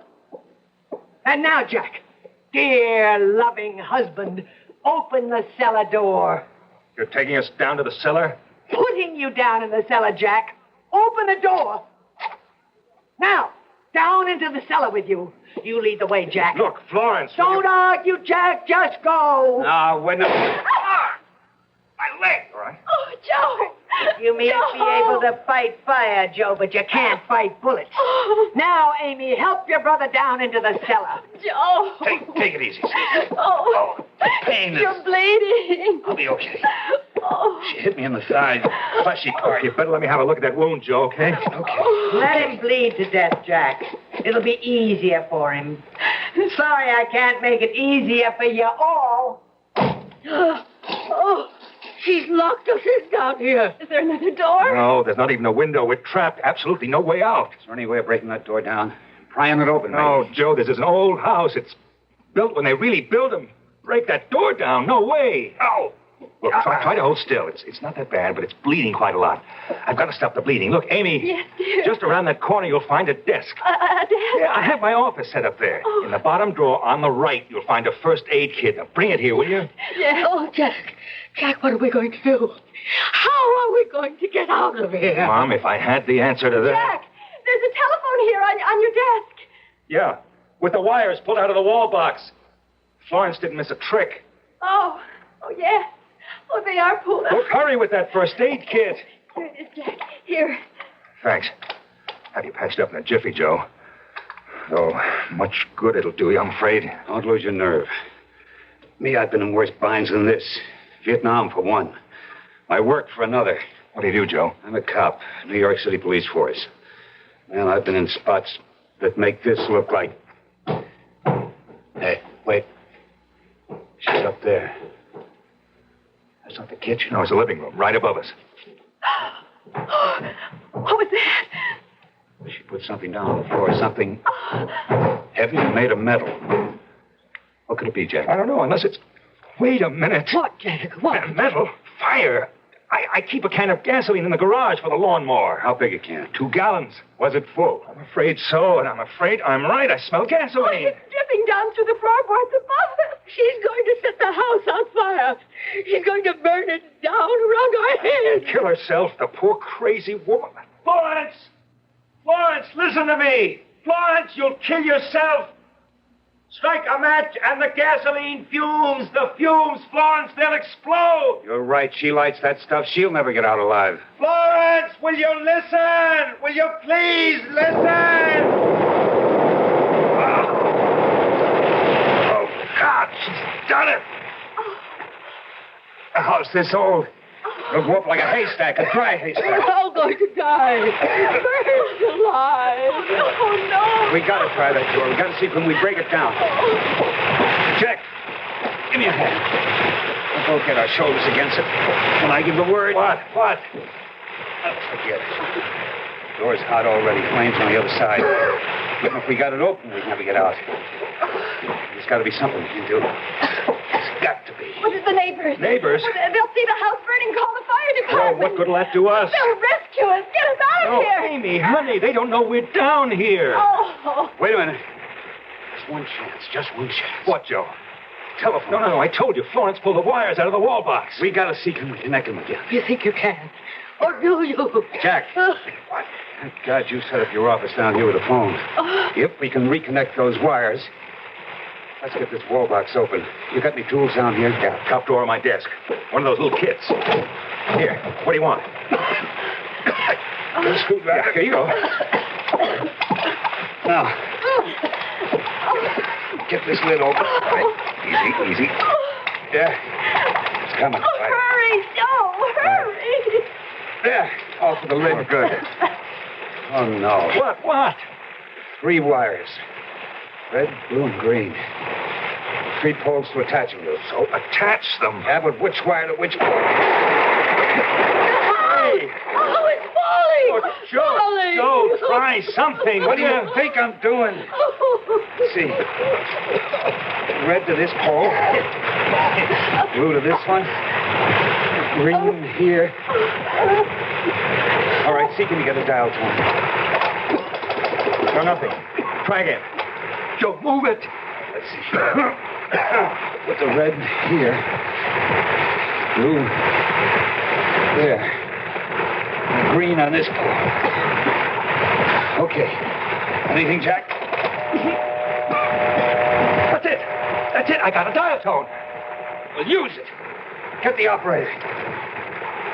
This is your operator. May I help you? Operator, I'm calling from a burning house. 37 Hilliard Street. The fire department's just arriving, but they don't know we're in the cellar. We're in the cellar.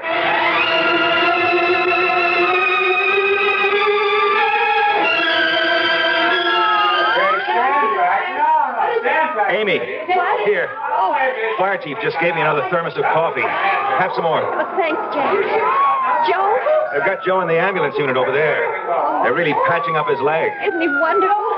I think I've got the most wonderful brother in the world. Well, I think he's got the most wonderful sister in the world. I'm sorry about Florence. Lord knows I am, too, but it's better this way. Mom, are you okay? Even the rose garden's gone. The heat killed everything.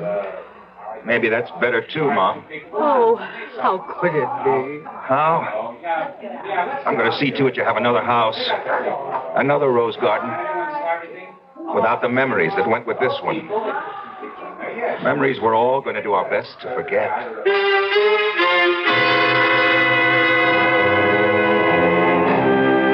So, what began as mystery, created by Florence Morton, ended as tragedy for Florence Morton. And perhaps for the best, as Jack said.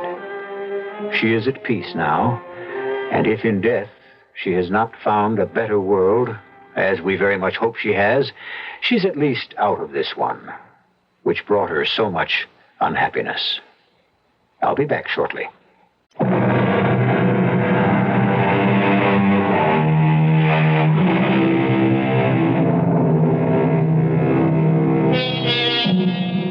Jack and Amy Morton are happily married now. Amy no longer teaches, at least not in school, because she has 2 youngsters to keep her more than busy. The boy is named Joe. The girl, Florence. As for Mother Morton, she has another garden, but not roses, vegetables. Well, everything costs so much these days.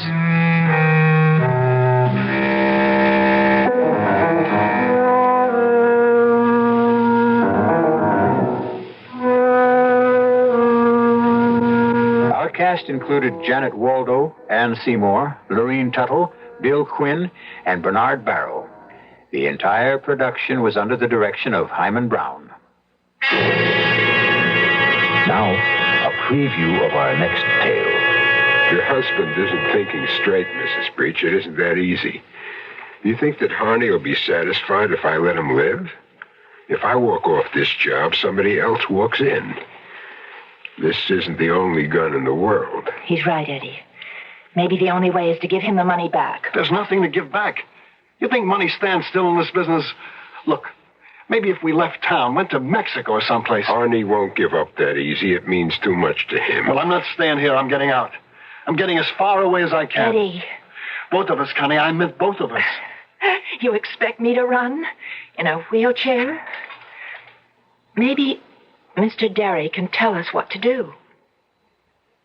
I can think of only one thing. Joe Harney wants a dead body. That's what we'll have to give him.